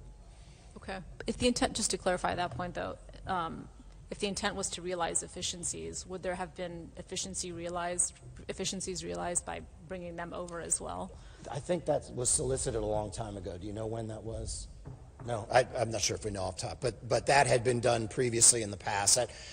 That's not unlike saying all those examples I gave. Could we have done that differently then? Yes, but this is the way that we've identified proposing going forward. How many organizations, I asked this in pre-brief, but how many organizations would not be necessarily utilizing the centralized approach? I think, so it's Ready to Work, it's SAPD, yeah. Who else is outstanding? Our hope is, and I think our finance team feels the same way, that most marketing and comms needs that come forward will utilize our on-call pool. There may be some examples where it won't make sense. One I'll give is the airport. They have to solicit under federal requirements, not our local SBATA. We solicited this under our local preferences and so forth. They're required at the airport to follow the DBE process and the FAA process. So they would likely have to do theirs separately because they wouldn't be able to take advantage of the pre-solicitation we did. But for the most part, the intent is for all departments to save themselves the time and energy of a lengthy procurement process and utilize one of the outstanding firms that we're recommending be in our on-call pool. Okay, thank you. Councilmember Galvan. Thank you, Mayor. I appreciate your questions as well. It's helpful for me for some of the questions I had. I think the biggest question I had was just making clear, right? So we're talking about replacing contracts with contracts, right? Talking about individual contracts that each department kind of goes through, replacing it with a master list pretty much that we're going to constantly go through instead of those. Not replacing, well, I'll leave it there. Yes, this is not intended to replace staff. In fact, as I mentioned, I think our initial line of defense is for our communication staff in the organization to be able to deliver projects in-house. Right. But when there is a need for outside help, that's what this is for. Okay, that's helpful. I think some of the parts I was looking through it felt differently about that, but that makes more sense then. So I think those are all my questions then. Thank you. Councilmember Spears. Thank you, Mayor. How often will we receive a report showing how much of the capacity has been spent and how it's been spent?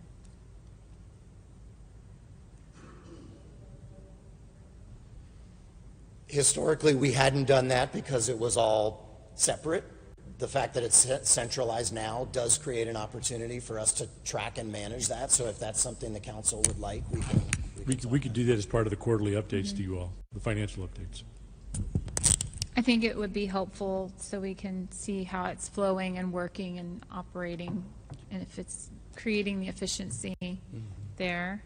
I think, how are we going to ensure too that this doesn't lead to increased spending, well, since it's easier to access, you know? At the end of the day, you all control the purse strings in the budget, so it's constrained by what is appropriated in the annual budget. And the departments are still required to maintain their budgets, right? So the monthly reviews that I talked about during the bond rating, the monthly reviews we do of departmental budgets to ensure that their spending is in line. That's primarily managed by the budget office on a monthly basis, and so it's not just because there's an on-call contract doesn't mean they can go spend whatever they want. The departments are certainly aware of their line item budgets and their capacity. So we manage that both at the department level, but then at the budget office and city manager level to review. Okay.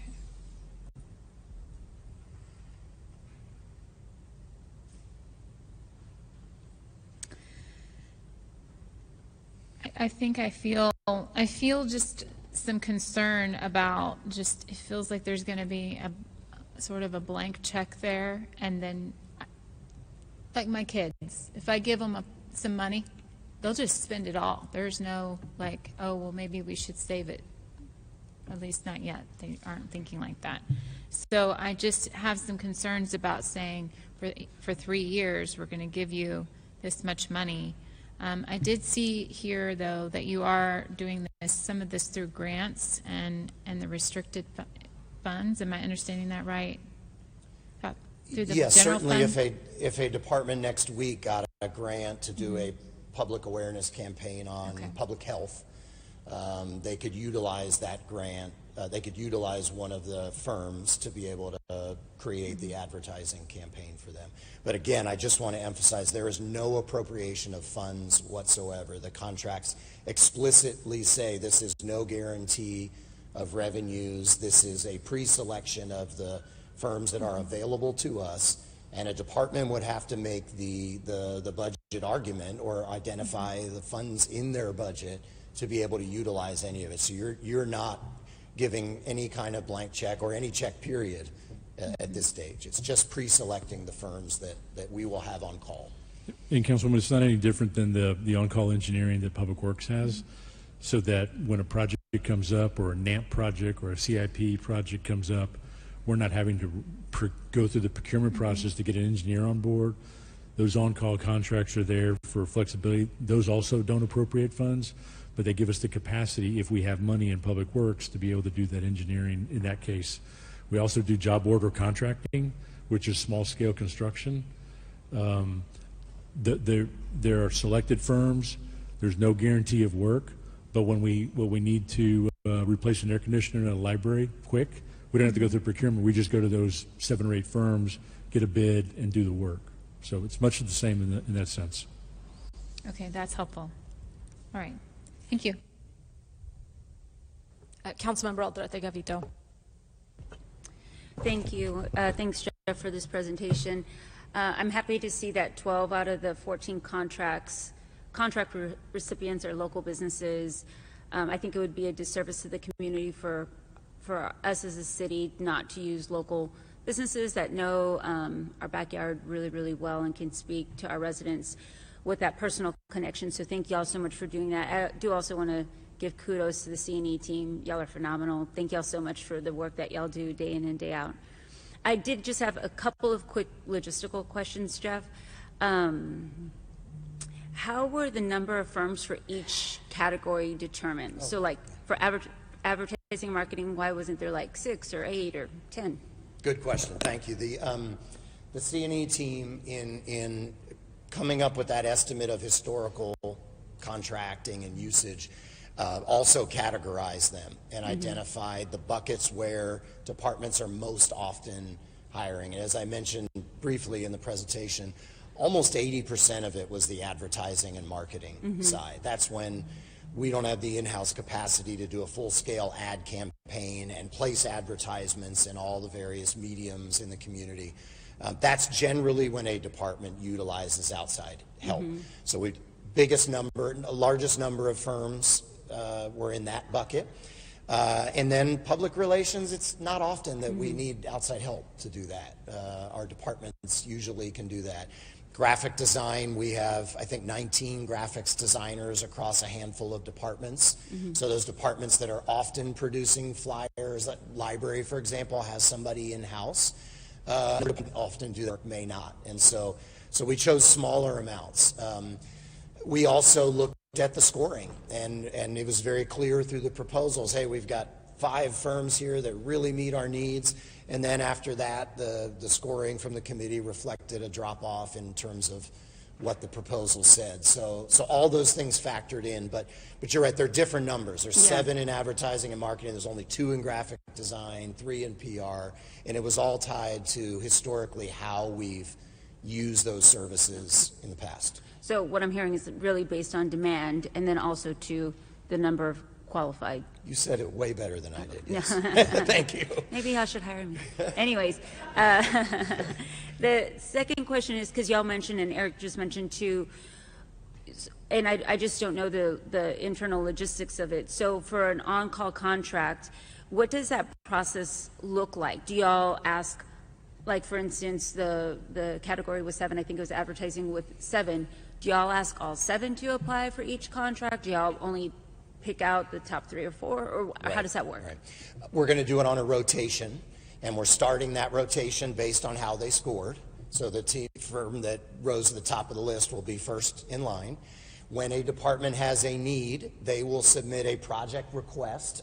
C&E has already put together an intake form online for the department to submit their project need. I've already got a department of my own that's asking for a small project, graphics design project. They will submit a project request, and we will then ask the first firm on the list for an estimate based on the hourly rates they've provided previously to us. They will put an estimate and a plan together. If it's acceptable to the department, we issue a task order to the firm, and they go and deliver that project based on the terms and specs that we had laid out for them. And then next project, we move on to the next one. If a department finds that the proposal from the first team in the rotation doesn't meet their needs, we'll move on to the next one. But it's intended to be as fair as possible to ensure that everybody's, that whatever work we need, we're moving in some fair and orderly way in terms of how they utilize So they're not all bidding for every single job. Y'all are going to offer it again based on that rotation. Correct. Awesome. Okay. I was just curious about And that form also requires the departments to submit whether or not the capacity in the budget and the estimated spend. So we can, that'll be like the entry point, and the budget office can help track that. Awesome. Okay. I was just curious how that happened. So thank you. Thank you for this. Thanks. Councilmember Kaur. Thank you, Mayor. I wanted to just shout out Alana and the C&E team for the amazing work that they do. I really do enjoy getting to work with her, and I think she has a very good sense of what it looks like to communicate with residents. And that is a skill that not everybody has. And sometimes some of our departments need that additional support. And I love this the most because now we're going to be able to streamline communications with our external organizations that are helping us on projects and making sure that us as council offices have a point person that we can go to say, hey, give us the updated documents or updated information that we can send out for XYZ project, which oftentimes look differently across the departments, not necessarily uniform, and sometimes don't necessarily communicate what we are trying to communicate to residents. So I'm excited about this. I like the diversity of groups that you all selected. I think you did a good job. Obviously, there's some of them that, you know, are repeated, and that's because they do a lot of work in the city. And there's one that is on there for engagement, which I just wanted to shout out because they're doing work with us with the Housing Trust, which is Urban Alchemy. And they're helping at Cattleman Square with Councilman Castillo's big Project DC over there. And they're doing a great job. And so just excited to see them doing more engagement because we do need help doing community engagement. It's hard for our staff to be able to carry that. So I went through the matrices, as you know, I'm sure you did. I looked at all of those amendments, as you probably assumed, and there were some that I was wondering, like, okay, I wonder what was missing from their applications, but there were smaller organizations. So we do a lot of work with Lustrous, and they were unfortunately not one, but I know that they're smaller and don't have as much experience. So I'm hoping if they come back in another round that they will be able to demonstrate more of what they have done to be able to be on call. But looking forward to seeing some of the great work that comes out of this, and thank you for your diligence. I know it was a long time coming because we heard about it like a couple of years ago, so that means you guys did good diligence on it, so I look forward to supporting. Thanks, Mayor. Thank you. Councilmember Villagrán. Thank you. I am so glad we are at this point. Being on council the number of years I've been on, having been a former city employee, I know that there are some departments that did not know how to do marketing and graphic designs. So that was one of the things when I got on is how can we make this more engaging? And when I inherited my office from the former councilwoman, there were some flyers there that I was like, who's going to want to read this? Too many words, pictures were all stock photos, but I think we left it to that department to kind of decide what to do. And Public Works, I love you, but you are not, graphic design The flyer, we all know the flyer, here we come. We've all seen that one. So I think this is a good move forward as they're trying to engage and get more participation. I'm really looking forward to that. It's still on call. I know there's going to be some departments that are going to I still want to put this out to bid because I'm looking for edgy or I'm looking to win awards. Sustainability and Resiliency has done a great job with their marketing there. So I'm glad. I feel like this gives the departments that don't really focus on this an opportunity so that they can come. It makes it that much easier for them because they're not going through the RFP process. Instead, they're managing the projects that I need them to manage in the district. So we saw this at audit twice in advance of council consideration. Thank you for that effort. I want to offer to the team, I have 2 great civilian audit committee members that are ready to help engage on feedback, and I think that that's what we need is to see of these agencies that we've chosen, which are really working well with our department heads and what needs the renewal. Because I do love the opportunity that we're giving small businesses. They don't have to put out for the RFP all that information every time. It seems more centralized, but I do want to make sure that it becomes seamless for our departments that are using these services. So in addition to the quarterly report that you're going to give, really wanting to see which departments are really taking advantage of this opportunity. And I know the team works very hard over in C&E. I know with my district in particular, we give a lot of work and ask y'all to do a lot of things. So I'm hoping with this, it kind of makes it easier and there's more uniformity in terms of the San Antonio brand as we move forward. So thank you so much. I look forward to supporting this today and look forward to seeing how we can help here from the dais. Thank you. Councilmember Mesa Gonzalez. Thank you.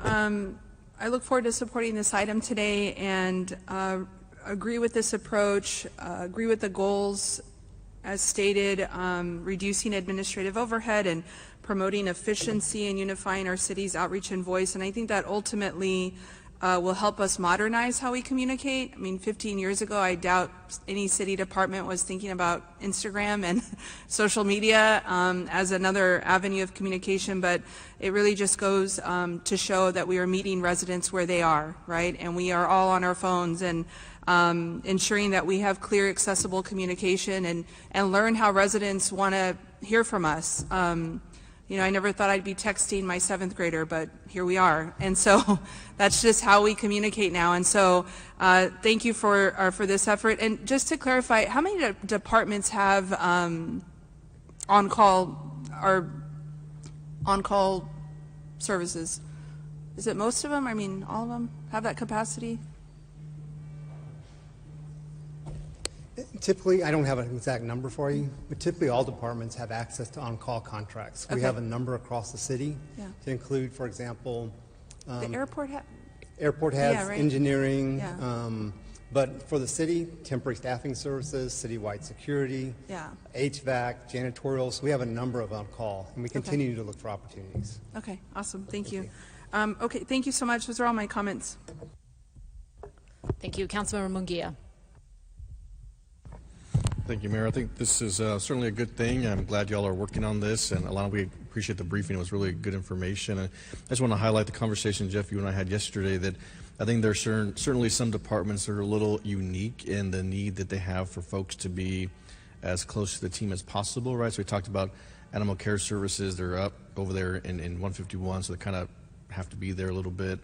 I would also add, you know, certain departments, even like NHSD, right, their folks are so integrated in with the rest of the team over there that, you know, I'm not sure about how it would look to break them up, right? So I just want to make sure we're mindful of the departments and the work that they're doing and making sure we're not inadvertently making something inefficient by removing them or placing them somewhere else. But, you know, Jeff brought up a really good idea too. A good thing about this is it's also going to allow for promotion and people to move up in this field within the city. So I think that's a really good positive that folks will like. So thank you. Appreciate it. Okay. Would anyone else like to speak on this item? Okay.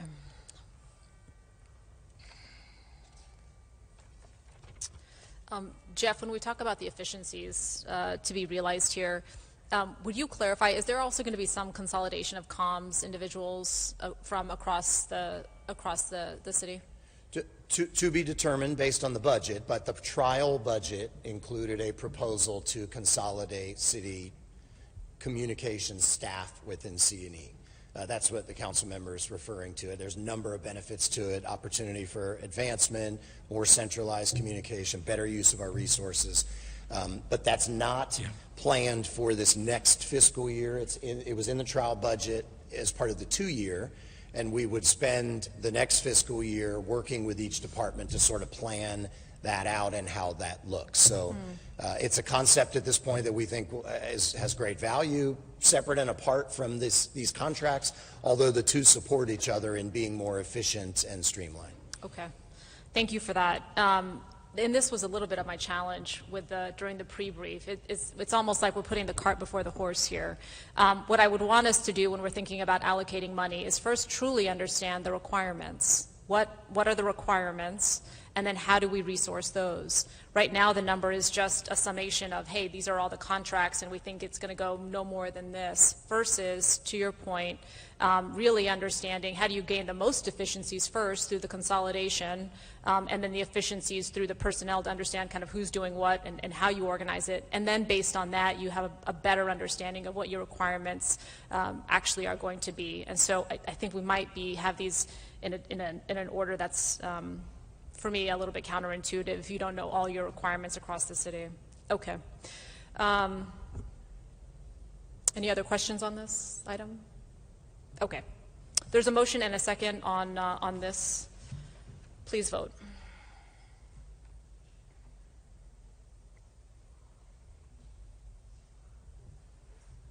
Councilmember White, voice vote, please. Yes.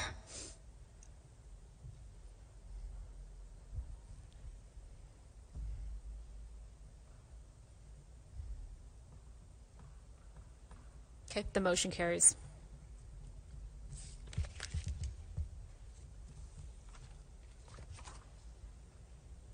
Okay. We'll move on to item number 23. Madam Clerk, please read the caption.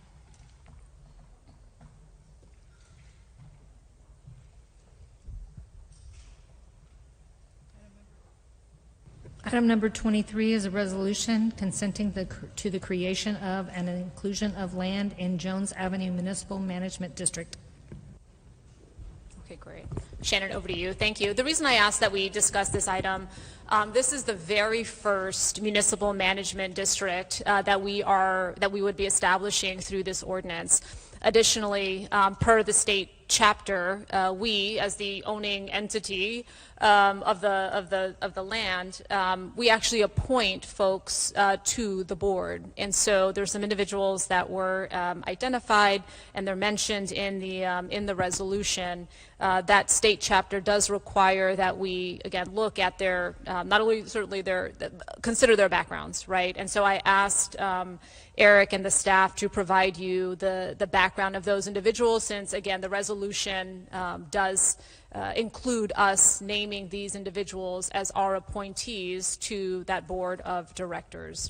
This is an item, again, this is the first one that we've done. These are very popular in Houston, but we have not done this in San Antonio, and we know that things can play out differently in the local context. We want to make sure that there's sufficient transparency. Additionally, this did not go to PCDC, so we'll spend a little bit of time here laying this out for the public. Thank you, Shannon. Sure, thank you. I have a brief presentation that I can walk through. Please, thank you. So municipal management districts are special districts that are created by state legislation to support commercial development. MMDs have the authority to levy special assessments on properties within the boundary and issue tax-exempt bonds. And they do that in order to finance infrastructure and services that complement or supplement city services in the property. The Jones Avenue MMD, which is proposed today, was initially approved in 2023 by the state legislature, and so that's what actually created the MMD. And then it covers a little under 6 acres, so 0.59 acres on property in River North adjacent to SAMA. It was formerly owned by CPS Energy and is now owned by M.E. Jones LLC. And it, as I mentioned, is created in order to support infrastructure improvements for planned development in that area. The MMD board must be appointed by City Council, as Mayor Jones indicated. Voting members of the MMD are appointed, and then they serve staggered 4-year terms. State law requires that those appointees have an interest, either be an owner or have interest in the ownership, or be an agent of the owner of the property. And the proposed voting directors are Lawson Jesse, Pat Bernanke, Andrew Sims, Nick Prater, and George Warren.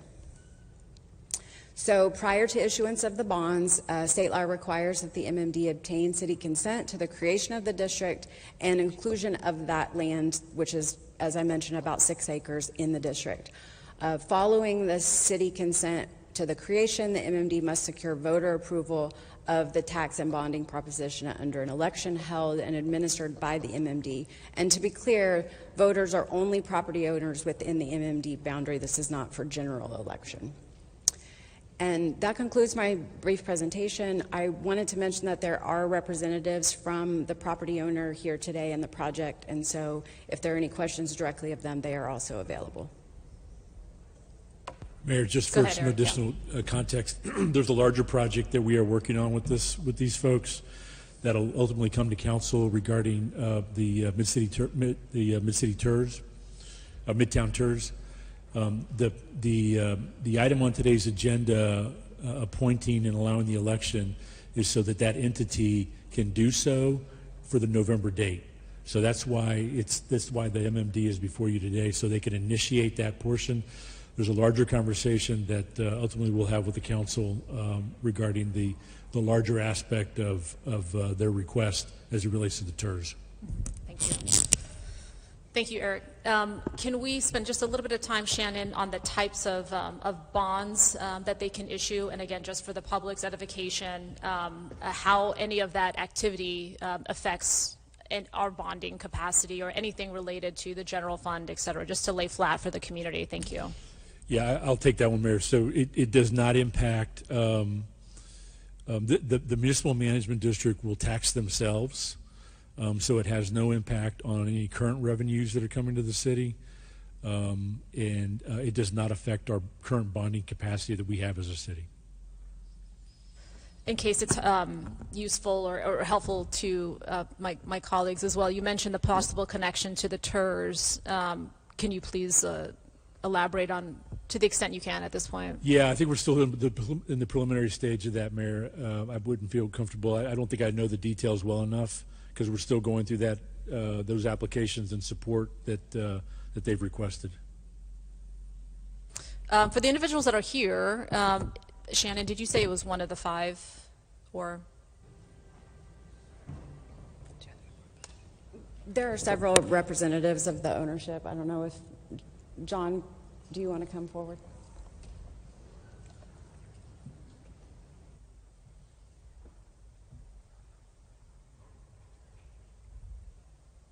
Good afternoon, Mayor, council members. Thank you. My name's John Wiegand. I'm here on behalf of the property owner and developer, McCombs Enterprises, to say that we are excited to come before you to start a conversation about a terrific project would be an understatement. It's one thing to get excited about a real estate project. It's another when it's in your hometown, in your backyard. And so we are thrilled to start the process and start the conversation about what we're beginning to work on.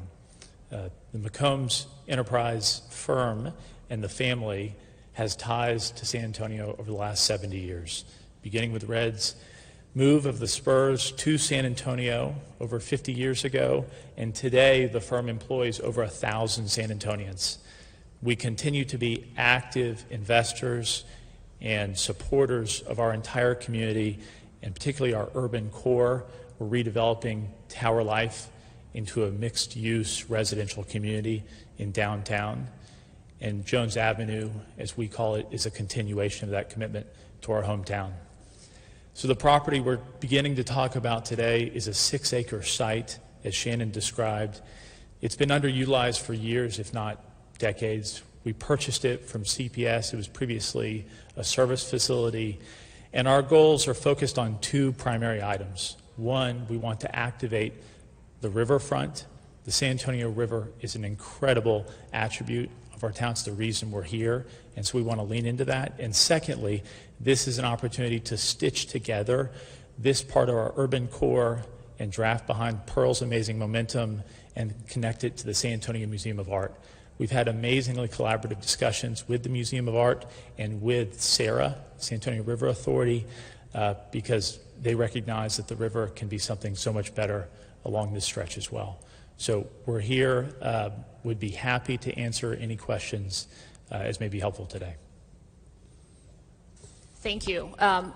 For the others that are here, if you've worked on these in other cities, I think it would just be helpful maybe to illuminate some of those things. Again, you'd be the very first one in our city. So I think just laying flat some of the things, please, you're welcome to explain or point to a good example or a consideration that may be different in our community than was in other communities. But I think anything for the public's benefit, considering you'd be the first one. Yeah, I think it's a very appropriate question. And to do so, I'd like to ask Paul, our district attorney, to come up here. Paul helped write the legislation that passed in 2023, and he's the expert as relates to explaining what the district is and how it relates to San Antonio.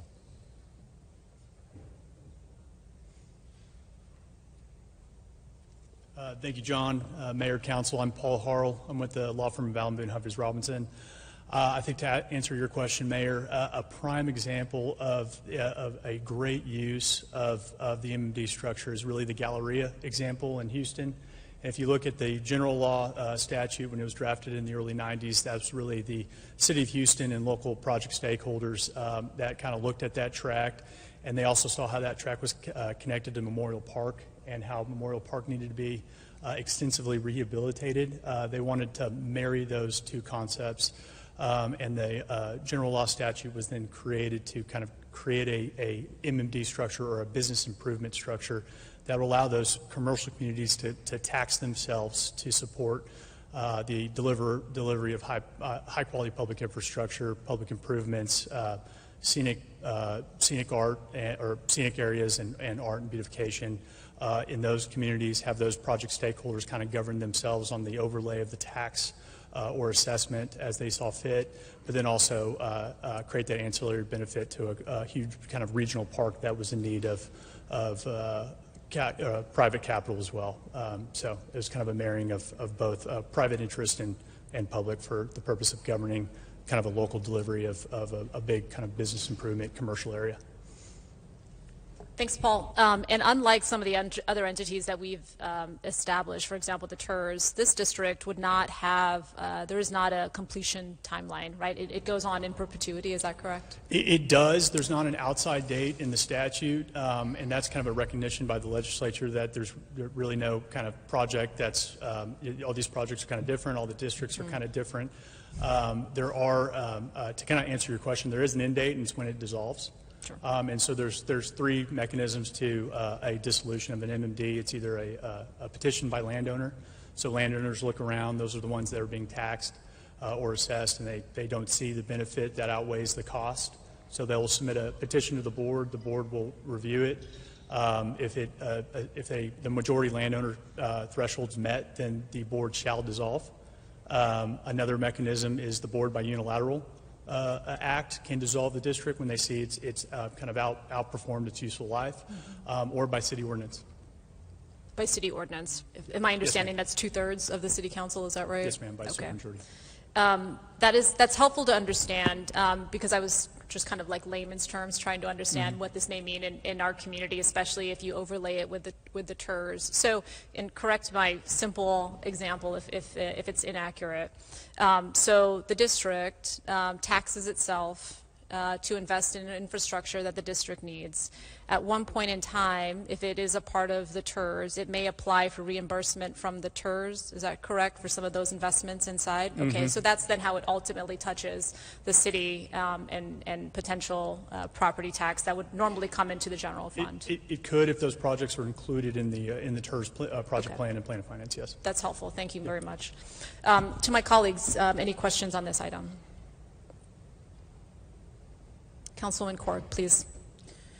Thank you, Mayor, for pulling this item to allow us to discuss it, and I'm excited to share some of the progress that's been made. They've been working on this for several years now, and we've been seeing the progress in this specific piece of land. If you were at the Camden Street bike opening last week, you would have seen that this land has fencing finally around it and progress that's being made. It's a piece of it's a track that hasn't really had anything done on it for a long time and has been just vacant. And it's nestled right between the River North District and the Pearl District.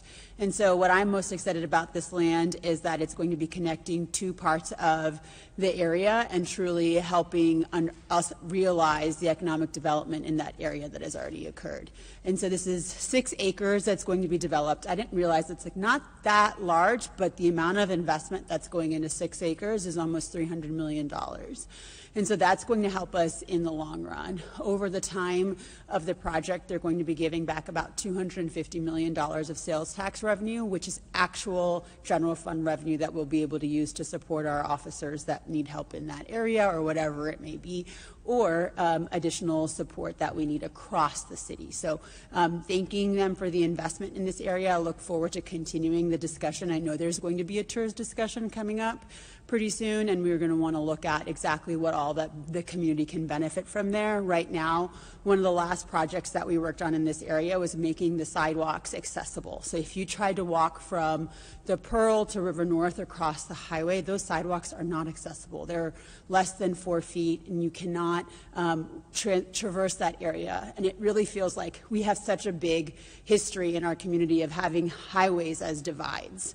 And so one of the things I'm looking forward to is removing that highway structural barrier by creating a more accessible space. I actually just met with Sarah this week, and the River Authority, we just talked about the river, the Museum Reach River Oversight Committee, and that space at the river is still not really improved. And so this space is going to help, this work is going to help create access to that.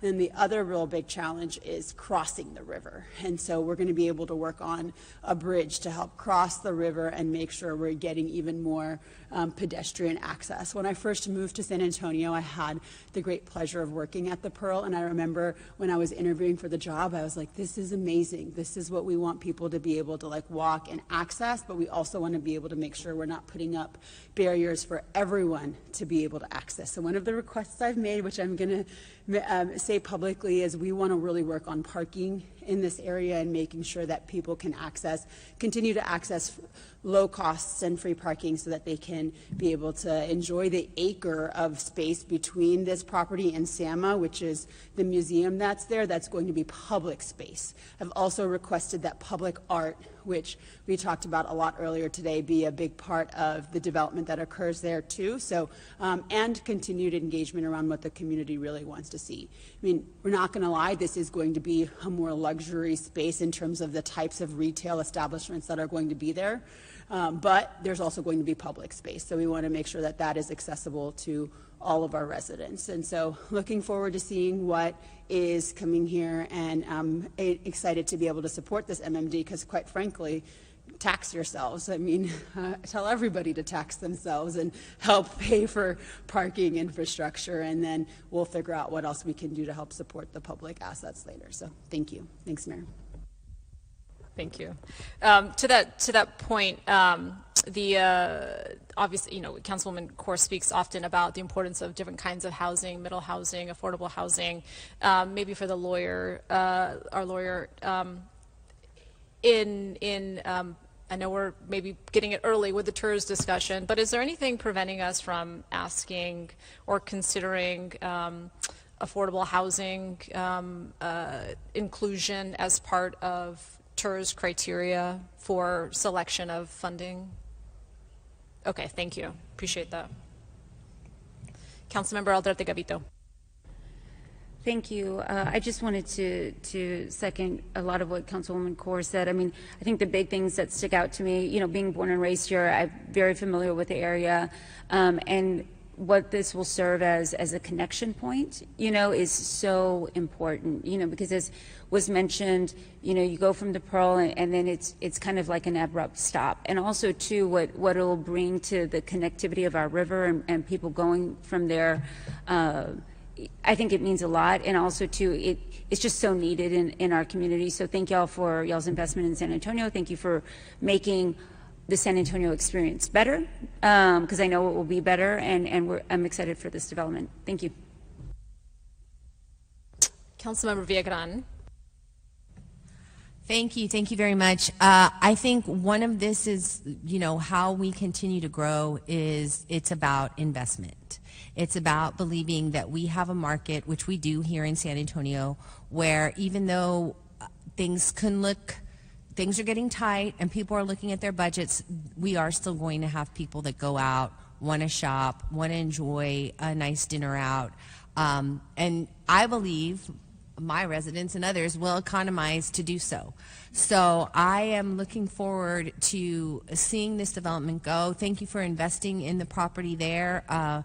One of the concerns I had that it would not stay local.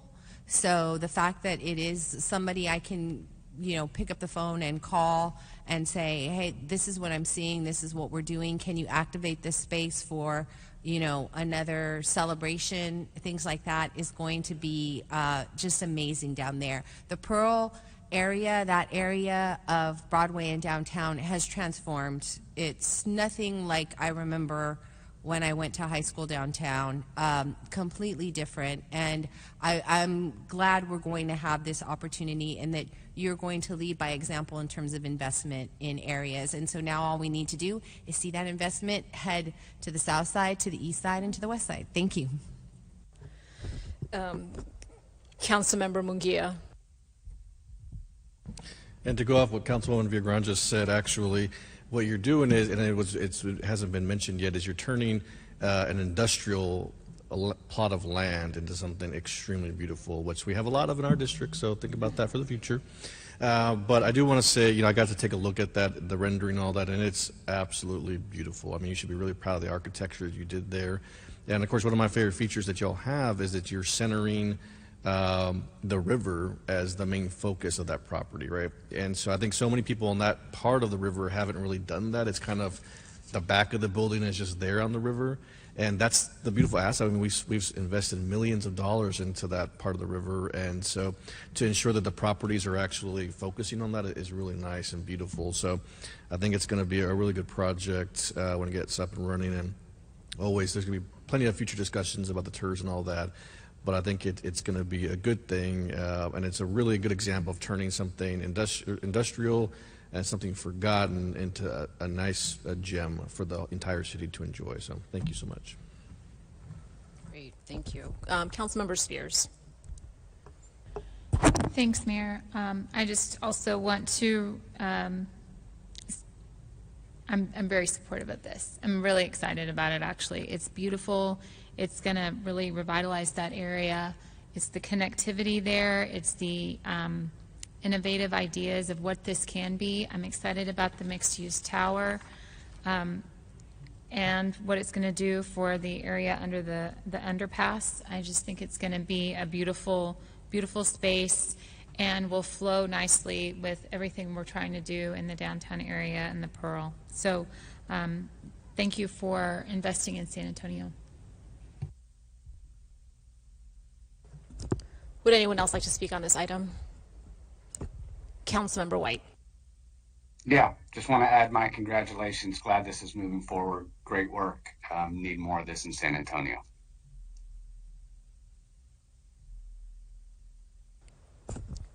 Would anyone else like to? Go ahead. Councilwoman Mesa Gonzalez. No, thank you for everyone's comments. Really, just echoing what most people said. But this is a great stretch of the river. I worked at the San Antonio River Authority during the river expansion projects, and so to see this 20 years later is exactly what was planned, and it's exciting that this is coming. I know that stretch of the river during COVID. It's a nice 5-mile walk from City Hall to I forget the hotel, I think it was La Mansión. So just excited about this work. Thank you. Anyone else like to speak on this? I think that was everybody. Okay. Just for thoroughness, Andy, when I look at this chapter, and this is actually why I asked Eric and the team to provide the names and the backgrounds of these folks, the chapter asks that the proposed resolution include initial directors. That includes their experience and initial term of service. It doesn't, so what we've got doesn't include their service. So we want to make sure, if I may, do I need to make a resolution that this be included as part of that, so it's complete, or We can add that, Mayor. Great, thank you, I appreciate that.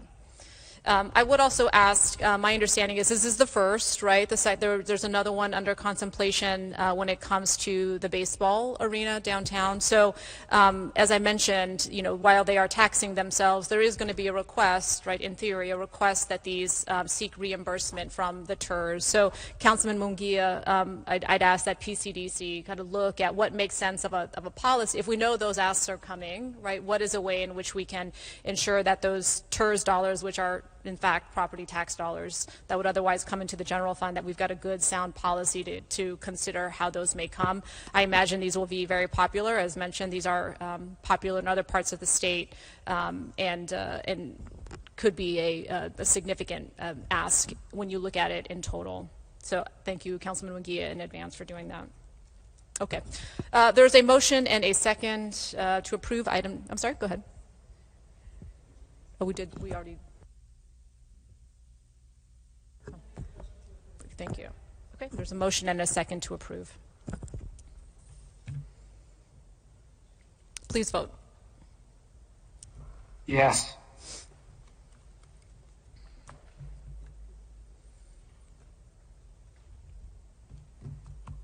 Okay, the motion carries. Great. That is the final item for today. It is 11:02 and the meeting is adjourned.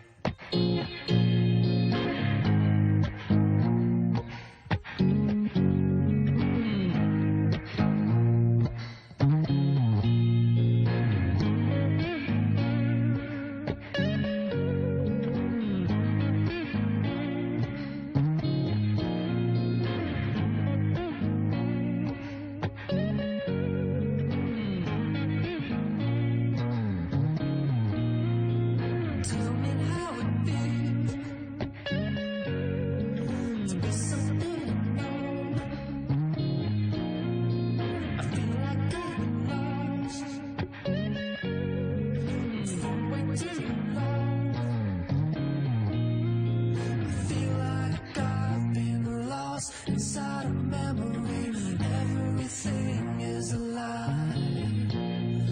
The only thing that saves me, the only thing that saves me is the melody and guitar.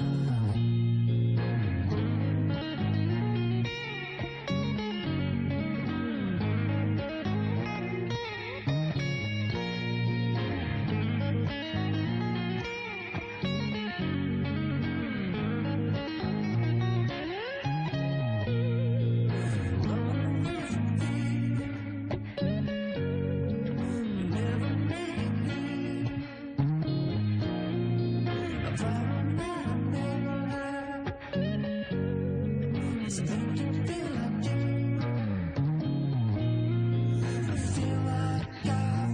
trapped inside a memory. Everything is a lie. The only thing that saves me, the only thing that saves me is the melody and guitar I play.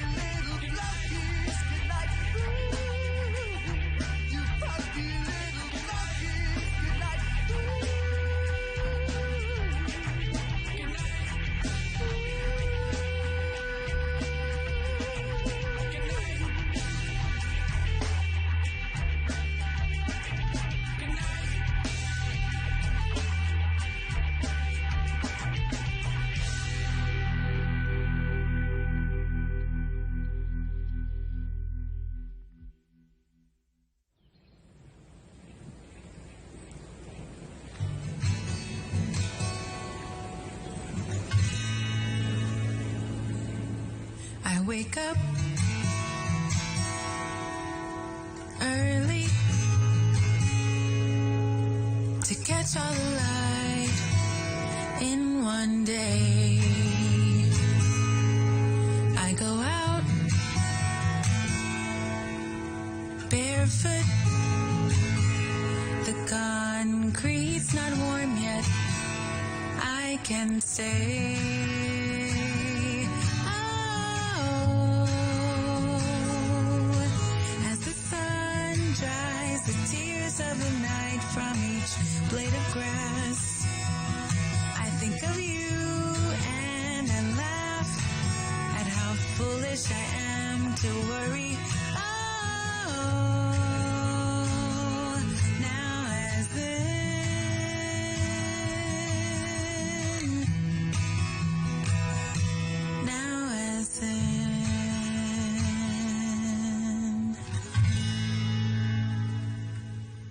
We're all up. Breakfast.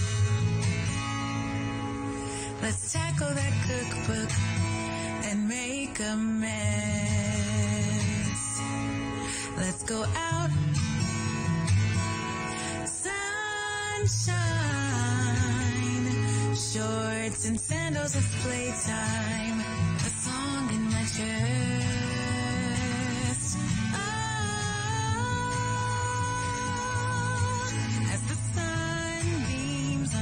And we dream of the next game to play. I think of you in amazement, how you bring my dreams to life. Oh, now as then,